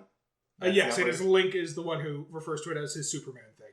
We've been talking about the Matrix for a bit of a moment now, so we're probably just going to have to power through the other 2 movies. Yeah. I mean, to be fair, content-wise, a lot of it is fight to small exposition to another fight. Yeah. So there's not really a lot to go over in those ones specifically. I do want to say, though, that in number 2, that's when we start getting the very jarring CGI scenes. Oh, it's However, so fucking bad. Before you say anything, the action sequences themselves are still fun and interesting to watch, despite the fact that they're still kind of cringy. They're still cool to watch. There's one fight scene that is atrocious because of the images, but there are some really good fight scenes, I will admit. Yeah, just, it's so jarring. Alright, we're going to talk... There's actually 2 more things I want to talk about. Okay. EMPs are supposed to shut off everything. Yep. But it never affects the ship. That is... the first time they shut it off was because Well, the first time the EMP didn't affect the ship was because they shut everything on the ship off except But the even EMP. if it's off, doesn't it still get affected by the EMP? I don't know. So, to address that, EMPs definitely do affect the ships, as we find out in the end of the second movie. Yeah. For whatever reason, they just don't affect the Nebuchadnezzar. It's a magical ship that doesn't... Well, it's EMP the guy, proof. if you know what Nebuchadnezzar is, it's got a dreams. Yeah, exactly. But yes, in the second movie, we find out that the machines are going to raid Zion, so they send out 5 ships to go out there, and then the plan is for them to EMP the Sentinels before they get to Zion and destroy them while they still have a chance to not lose any lives. And then an EMP goes off early, and all the ships are shut down, and all the people die because they didn't shut down any of the Sentinels. So yes, EMPs definitely affect the ships, just not the Nebuchadnezzar, because the Nebuchadnezzar is magic. Yeah. The other one is, how do they connect to the Matrix? I assume they have to, use essentially Wi-Fi, because of the fact that it doesn't work while they're in Zion, and they specifically have to go out into the sewer system, as we find out, is what that essentially is. Yeah, but they never connect to any landlines of any sort. True. Which, I don't know if I would trust my life going over a Wi-Fi signal. Because we saw what happens when the signal gets broken. Because they definitely do access the Matrix while still having their ships fly around. Yeah. So I assume I'm not going to think about it too hard because, for movie's sake, but Yeah. I'm just imagining all the scenarios of, you're on a video game online and the ping drops and the person starts jumping around. I want to see one of the characters just it's like, fuck, where'd he go? How did the agents deal with that? He's just walking down the street, and all of a sudden, he's still walking, but he's not moving. He's just walking into a wall for like a couple of minutes. I have a video that this reminds me of that I'm probably going to share with you guys after this podcast and find some way to share with the fans through our Instagram. Because this reminds me very much so of something else.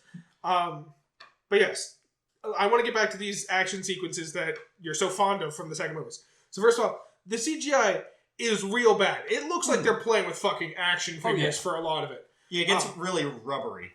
So a lot of the first movie, a lot of the action sequences make a lot of sense. It looks like they're using actual fighting techniques with It's very... some slight... Well, that's the thing. The first one is very practical, had a limited budget, so they had to make do. And that's usually where most of these movies shine.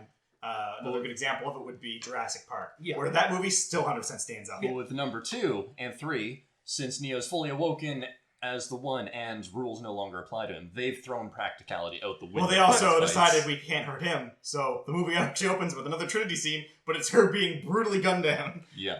But also, throughout these sequences, they kind of stopped doing proper kung fu. Like, in the first movies, they weren't doing proper, martial arts for a lot of it because of the fact that, they know they're in a computer program, they can manipulate the physics a little bit, and jump higher, last longer, whatever. And we see that he learns a bunch of different martial Yeah, it's pretty much 100% wire fu in the first one. Mm-hmm. But in the second movies, we see a lot of techniques from, Morpheus does a fight scene on top of a truck, which I'm going to get into a little bit further, because that also bugs the shit out of me. It might bug you, but the ghosts and that highway scene are definitely the best parts. Oh, of it. yes. the ghosts are phenomenal. That's not the part I'm complaining about. He does a weird technique where he just, kind of leans back like he's doing the Neo dodging bullets pose. And then his enemy... I heard Neo use this when he fought an agent. It clearly will work in this situation. And then the guy he's fighting just goes flying. And it's like, that's not an attack at all. That was a dodge, if anything. Why did he go flying? But the main thing that I take issue with in this movie, in the second and third movie, we see multiple scenes where Trinity and Morpheus and a couple others, perform fisticuffs with agents and manage to hold their own. Yeah, they don't exactly win the fight, but they also don't get the shit kicked out of them. But at the very fucking beginning of the second movie, Neo has agents raid their secret meeting, and Neo starts fighting against them. He's fighting against one of them, and he's doing his, whole cocky hand to the side, block with one arm, and then he goes to punch the agent, and the agent stops him, and he's like, upgrades. Implying that these agents are stronger than the agents from the first movie, which humans were explicitly told to run away from because they will die instantly if they try and fight with them. But then repeatedly we see Morpheus and Trinity go hand to hand with these upgraded agents and fucking survive for minutes. And they got upgrades too. Yeah, they got the combat data that Neo had against the agents. I don't... Just Neo's combat data only works because he can break the rules of the system. They can't break the rules of the system because they're not ones. Maybe all the sweet loving that Trinity made with Neo got her some one juice inside of her. I don't think Morpheus has that same ability, unless there's some fucking fan fiction that is canon that I am not aware of. I mean, Mary Jane got cancer from Spider-Man, so why not? Sure. Anyways, So the plot of the second and third movie, I'm just going to condense the plot into a single story because that's really what it is. We need the key and the keymaster. Yeah, so they end up finding out that Zion's going to be attacked by Sentinels. It's a couple months after the first movie.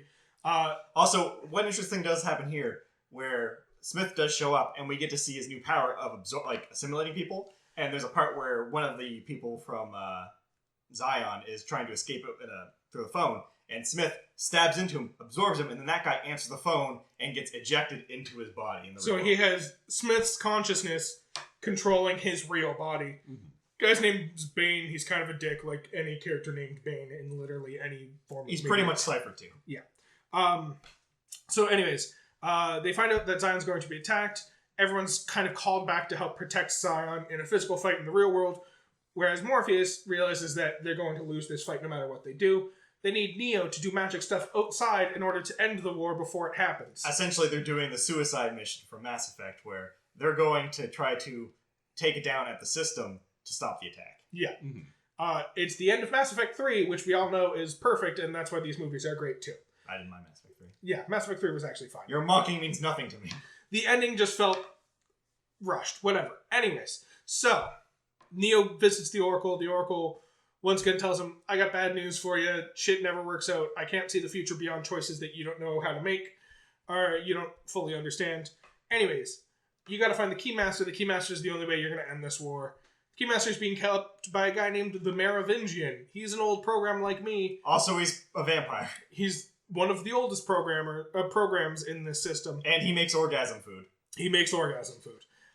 He also collects other programs and keeps them for his own personal business. So you're going to have to find a way to take him. And then they send Neo to the Merovingian along with Trinity and Morpheus, and they go to meet the Merovingian. And the Merovingian's like, I'm not going to do that. I'm not going to give you what you want.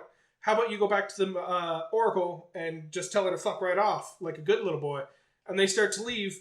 And then Persephone, the Merovingian's wife, because the Merovingian is just Hades from Greek lore, because he also runs a nightclub called Hell. It's a whole fucking thing.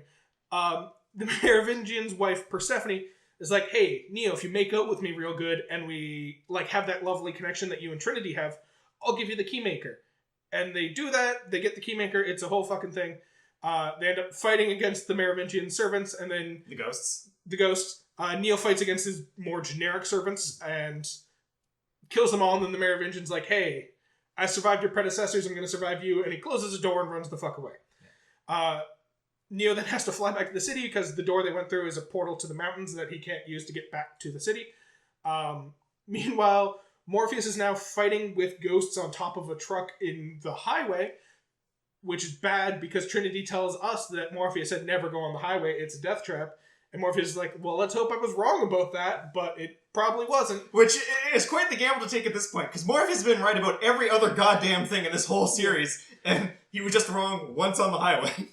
To be fair, he would have been wrong if it weren't for Neo flying at above light speed in order to get back to the city to catch them. Picks them up as the truck flips, which this is the only practical stuff in the movie. Yeah, and it is not terrible looking, surprisingly. Yeah, it's amazing. They built their own really long highway, flipped a truck in fashion, and it was actually really cool. Yeah. So, they catch the Keymaker, they come back to the real world, which is weird because the Keymaker is a program and he doesn't come back to the real world. But this is where they make up their plan of, we need to go into the secret building in the middle of the Matrix, have to go to a secret floor that no elevator or stairs can access on that, so have fun getting there. We have to enter a secret hallway inside there, which has a whole bunch of doors. We have to go through a secret door there that'll lead to the source. That's how Neo's going to end this war. At the same time, you need to shut down the power to the building, otherwise alarms will go off and we'll never get out of there. The whole floor will explode. But if you just shut down the power to the building through the power plant, there's a backup power generator, blah, blah, blah, blah, blah. There's a whole bunch of tasks we need to do. So a bunch of people have to scatter and do their own specific mission.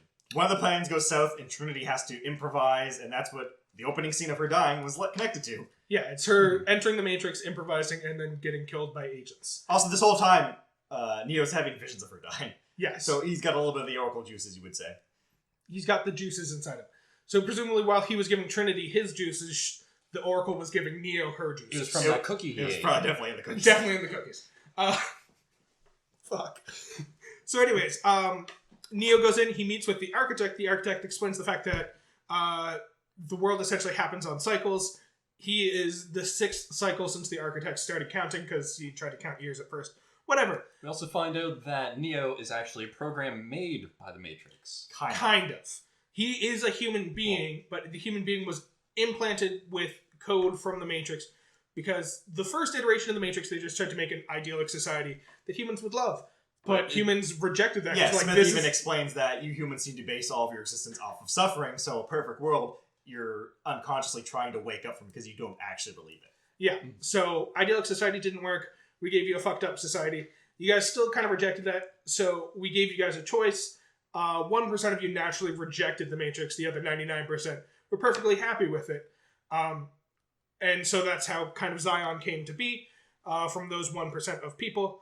But anomalies started popping up in the form of free will that humanity had. And essentially the one is the accumulation of all of those anomalies and counterbalances. Because every time an anomaly popped up, the architect's whole job was fix that, undo that, make the world perfect again, because he just wants the world to be perfect.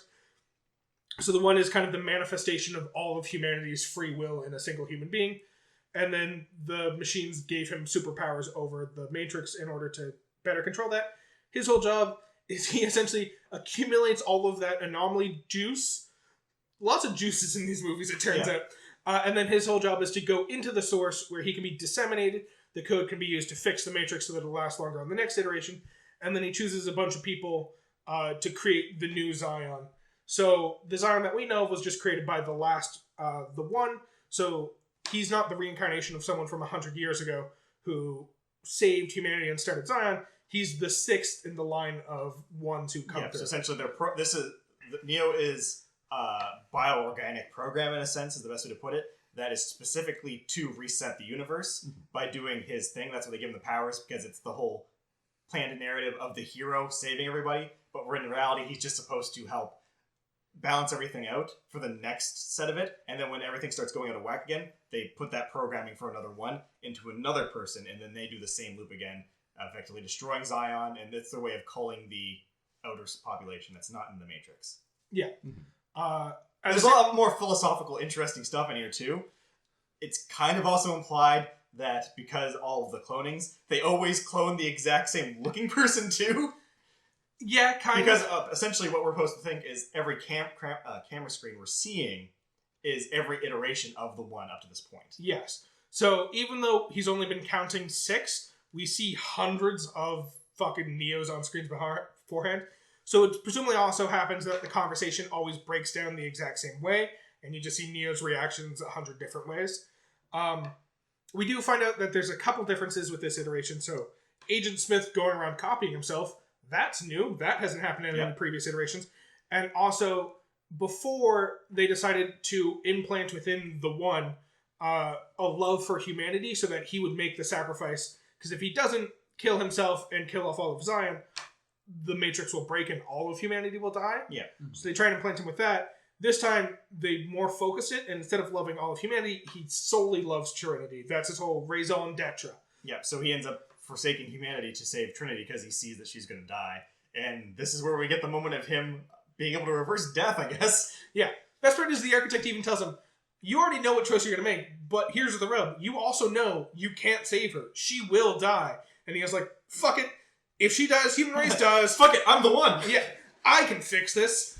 So he pulls out the bullet and restarts her heart? Yeah, sticks his hand into her chest and beats her heart with his bare hand. Magic. He's the one. Accept it, Matthew. I mean, it is in the Matrix, and they are still code. Yeah, and then they end up getting back out, realizing all shit's about to happen. Zion is still getting attacked, and there's nothing they can do at this point. That's when Bane is like, ha, I was the bad guy the whole time, and fucking blinds Neo. Not quite. This is actually... That's not until, like, the midpoint of the third movie. Are you sure? I was positive that was the end of the second movie. No, I'm 100% certain. I know the second movie ends with both Neo and Bane unconscious in hospital beds in the same room. They're in the same room, because this is when we... Oh, yeah, because this is where he gets out, and then he ends up shutting off the Sentinel in the real world. Yeah, because it gets revealed that Bane is the one who sabotaged that counterattack they were making earlier, where he set off the EMP early. To shut down all the ships so that they didn't destroy the Sentinels. So now we get to the third movie. The plot is aggravatingly the same as the second movie. I just want to mention one thing. So I'm really sad that this wasn't the route they went. But when people saw Neo use his powers in the real world to shut down the Sentinel, some theories started popping up of, oh, is there multiple layers to the Matrix? Is it there's the layer that looks like the early 2000s Earth that's meant to contain people, but then there's a layer just outside of it that's also another Matrix that's for the people who can't accept that, and it's a controlled narrative of them fighting the Matrix. Didn't happen. Yeah, But I like that more. That is my personal fan theory. Not necessarily that the machines created a separate reality in order to control humanity and the ones who escaped the Matrix, because presumably if human beings reject the Matrix on some subconscious level, even creating an even shittier world, some percentage of them would presumably still have that gene where they reject that reality. So what I choose to believe is that the real world is actually a program created by the humans where they essentially give the opposite role to the machines, where they create a world where they believe they're in control and they are destroying humanity, just so that the machines never wake up and start revolting against humanity. Why would they just shut off the machines at that point, though? Because we use machines on a day-to-day basis to control our whole world. They still use machines. Like, the world isn't post-apocalyptic, post-war. It's pre-war, and they're like, these machines, they're up to shit. We gotta stop them. Let's create this vision where they believe that they're in control of us and they're destroying us. Also, let's implant the idea that they have to use us as batteries to control themselves, so that even if they do go to war with us and win, they don't kill us all off. Because as we all fucking know, human beings make terrible goddamn batteries. We take more energy than we would ever fucking produce. It is not an efficient form of batteries. It's a dumb human being like, how do I make machines think to keep me alive after this is all said and done? Anyways, third movie, exact same fucking plot as the second movie, in that, kind of, Neo gets trapped in the Matrix because his brain entered the Matrix when he was in the real world from using too much power in the real world. Yeah. Now, Trinity and Morpheus decide, we gotta figure out how to do this. They go to see the Oracle, and the Oracle's like, oh, the solution to your problem is the Merovingian. Go see the Merovingian. And they're like, okay, That cool. sounds familiar. We'll do exactly what you say. We'll go see the Merovingian. He controls a specific program that we need right now called the Train Man instead of the Keymaker. They go to see the Merovingian. The Merovingian's like, go fuck yourself, I'm not going to help you. Why don't you go steal the fucking Oracle's eyes for me so that I can see the future? And they're like, how about fuck that, we're going to kill you. It's the exact same fucking setup to the second movie. The Oracle tells them to go see the Merovingian. The Merovingian says, no, go back to the Oracle. And they say, no, we're not going to do that. We're going to do what we want anyways. They save Neo from the fucking weird train station. They come back to the real world, decide they all have to go back to Zion in order to save the world. But Neo's like, fuck that noise, I'm going to the machine city so that I can save the world by shutting down machines at their end. And the other humans are like, no, fuck that, come die with us in Zion. It's just like, this is a suicide plan you have right now. He has the potential to maybe stop the war, and the only person who believes in him is Trinity and Morpheus. And also Bane, the evil dude, who's actually Agent Smith, because he's sneaking over to that ship right now to try and kill Neo. This sounds like a good plan. I'll come along. Yeah. So he goes over. This is the point when he blinds Neo, and Neo starts seeing with Matrix code all the time. Yeah, and you can see that Smith is inside of Bane. Yeah. The dumbest fucking part about that whole scene, though, is Bane captures Trinity, holds a knife against her neck, while Neo walks in, and Bane continually refers to Neo, not as Neo, but as Mr. Anderson. The only character we've heard say Mr. Anderson throughout this entire fucking series is Smith, and Neo's like, who are you? I don't understand. Bane, we don't have this kind of relationship. It's like, he's not fucking Bane. He's the one guy Bane, who I calls didn't you even give Mr. you Anderson. permission to use my name in any capacity. You call me the one. You call me the one. You don't call me Neo. You sure as fuck don't call me Tommy, because we don't have that kind of relationship right now. I don't even let Trinity call me Tommy. That's for Morpheus only. So anyways, humans go back to Zion. Zion's getting fucked up by Sentinels, so they launch an EMP from the ship that they brought back to Zion to pause the war and give them time to refortify. It doesn't work. The Sentinels break through Zion into their final last standing We get position. a really cool final stand moment in Zion, though, which is actually probably, I would say, my favorite moment in this whole third movie. Yeah. It's just the fight of Zion. That's just where great. you got like the giant personnel robots that are shooting the guns dual-handedly at the roof. Locke's final stand is amazing. Yeah. So then, fucking, we go at the same time Neo's making it to the Machine City. He's getting harassed by machines this whole way there. Trinity fucking dies when she crashes the ship because she's a punce. Also, to address this... The blind guy would have driven better. Yeah. In order to get away from the machines, they decide to, like, fly up a little bit over the clouds so they can't be seen. And when they fly over the clouds, Trinity comments on how, like, a beautiful sunrise is happening, and it's amazing, and it's beautiful. Neo, are you seeing this? But, like, that further addresses the fact that, like, the human beings as batteries makes no fucking sense, because Morpheus points out, up until that point, they had been solar-powered. Humans did shit to the sky, so now they couldn't get solar power anymore. This is why they have to use humans as batteries. Why didn't they build higher solar panels? Yeah, exactly. The sun's still shining on the Earth. There's just clouds now. Fucking build solar panels above the fucking clouds. Whatever. Also, the humans have technology to go above the clouds. I'm pretty sure the robots do. Yeah. Neo makes it to the giant space baby, who is in control of the machines. And he's like, hey, I'll make a deal with you. And the baby's like, I don't want to make a deal with you. And Neo's like, but let's make a deal. Space baby's like, sure, let's do this. I will get rid of your problem. I will go back into the Matrix and do the thing you wanted so that it fixes the Matrix. But you're going to not destroy Zion. Yeah. Whole deal, you don't kill off humanity. We just have peace right now. I fix everything else for you. People that want to stay in the Matrix, stay in the Matrix. People outside get to stay out. If people come out, that's okay. Yeah. And then he goes in and we get the slightly ludicrous fight between him and Mr. Smith. Or, Mr. Smith. Agent Smith. Mr. Smith just sounds like a guy. To be fair, I don't think he's a recognized agent anymore. Fair. I'm pretty sure he was fired. You could definitely call him Mr. Smith and it's fine. We get Smith. repeated moments in this fight scene where one of them punches the other one and it causes a shockwave that pushes this back is all the 100% water. a Dragon Ball Z fight. Yeah. All the rain in the air gets pushed back into a perfect sphere and then cascades as soon as We're the one moment down. away from someone using Kamehameha. Yeah. The Turtle Family Wave. And then the fight ends with Neo getting the shit kicked out of him, and then fucking Smith is like, I have the Oracle vision right now. I know what I'm supposed to say to you. I'm supposed to say everything that has a beginning has an end. Now I need you to wait here for a moment while I bake a tray of cookies and put it on the table, and you're going to talk to me about the philosophical meaning of throwing it. And Neo's like, hey, that's the thing the Oracle said to me. I just have to accept that this is the end of my life now. And then the Smith shoves his hand into the Neo, copies himself into Neo, as he is wont to do. Which also copies the antivirus. Yep. And then the Sentinel robot baby face god from the real world pumps some electric goo into Neo as this is happening, and all the Smiths die inside the Matrix.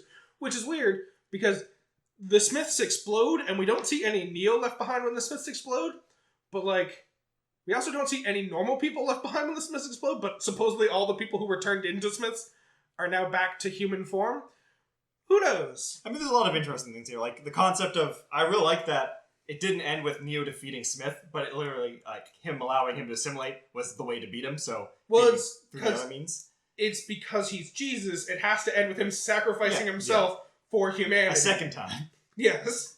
But I do like this whole concept of how they set up that's how this ends, regardless of what alliteration and stuff they were trying to go for. Just having that was actually how the Matrix ends was kind of cool.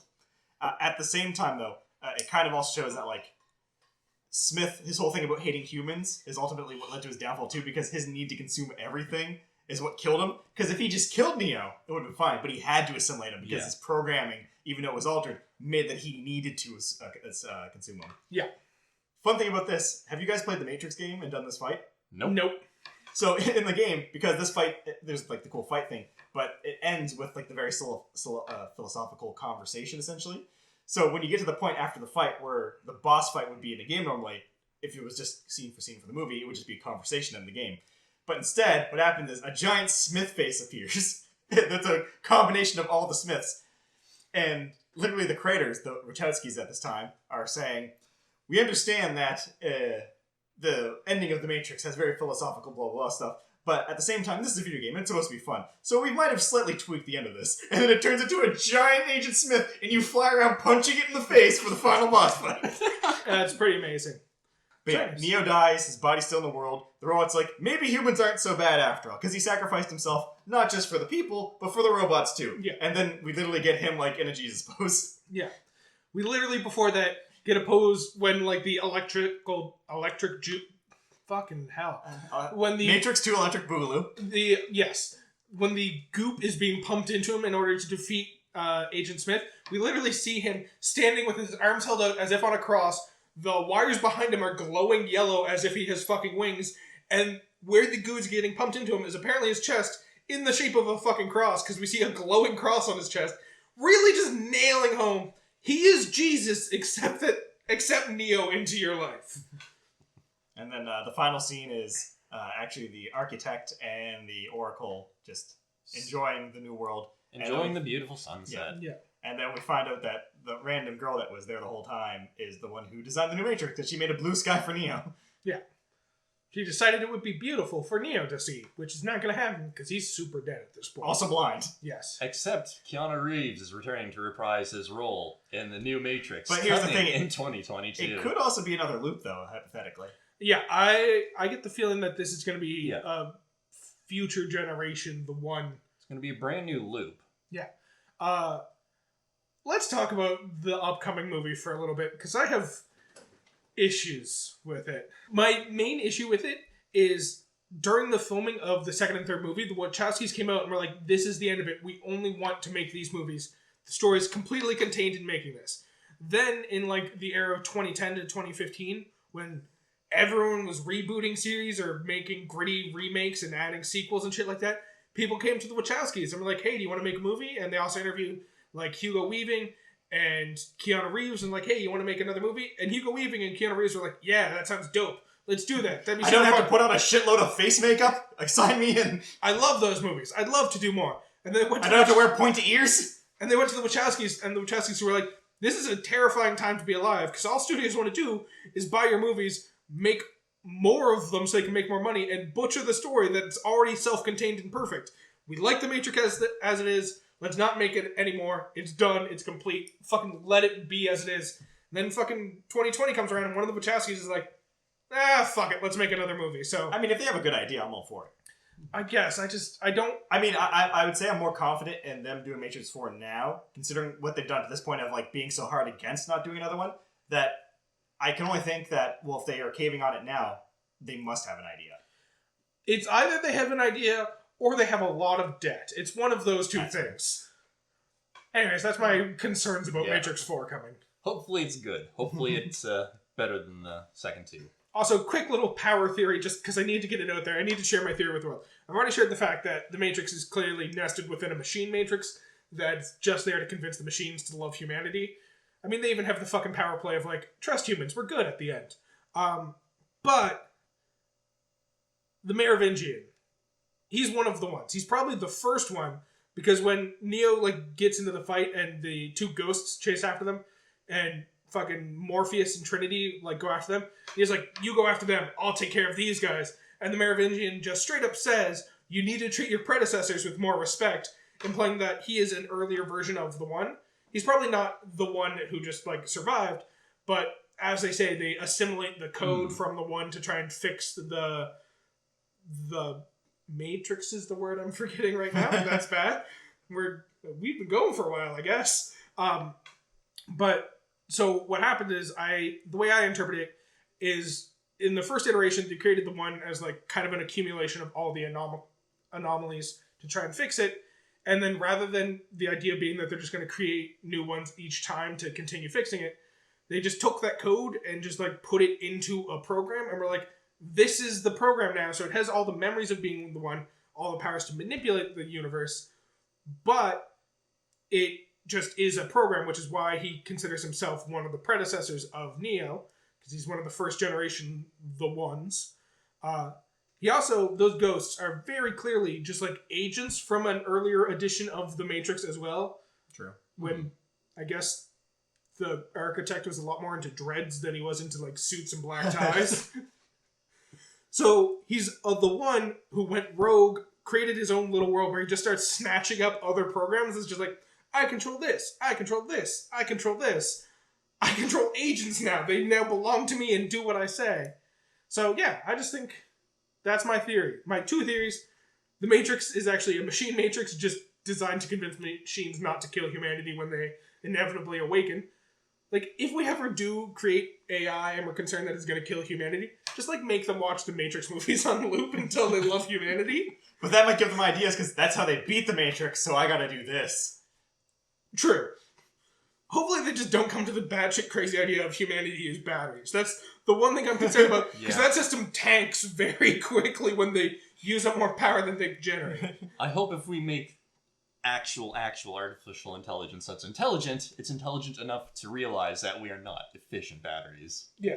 Or an efficient threat. And my other theory is that the Merovingian was the first of the ones that was created. Presumably from that idyllic society they tried to create the first time. They also ended up with the one, and that was the Merovingian. Fair enough. Questions for the audience? If our reality was of the Matrix and you were given the choice to take the red pill or the blue pill, knowing that you could see what real reality was, but it might be shittier than our current reality, or you could stay jacked into our current reality, which would you choose? We got really philosophical here, didn't we? Yeah. Yeah.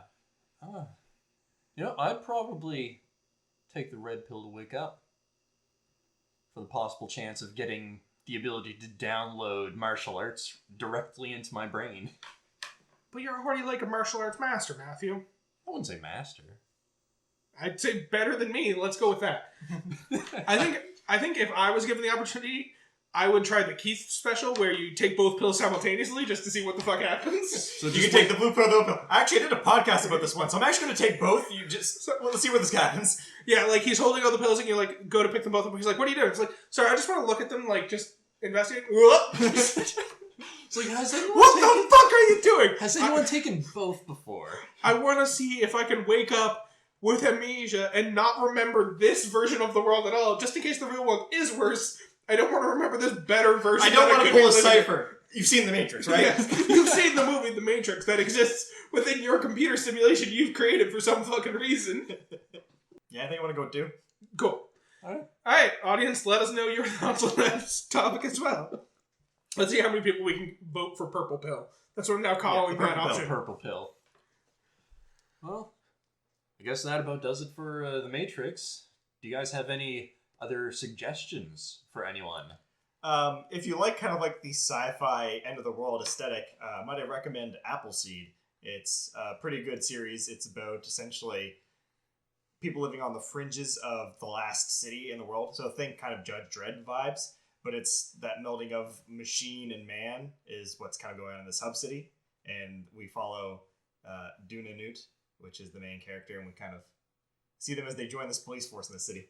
Cool. Also, it was one of the inspirations for the whole concept of the Matrix as well. Matthew? Yeah.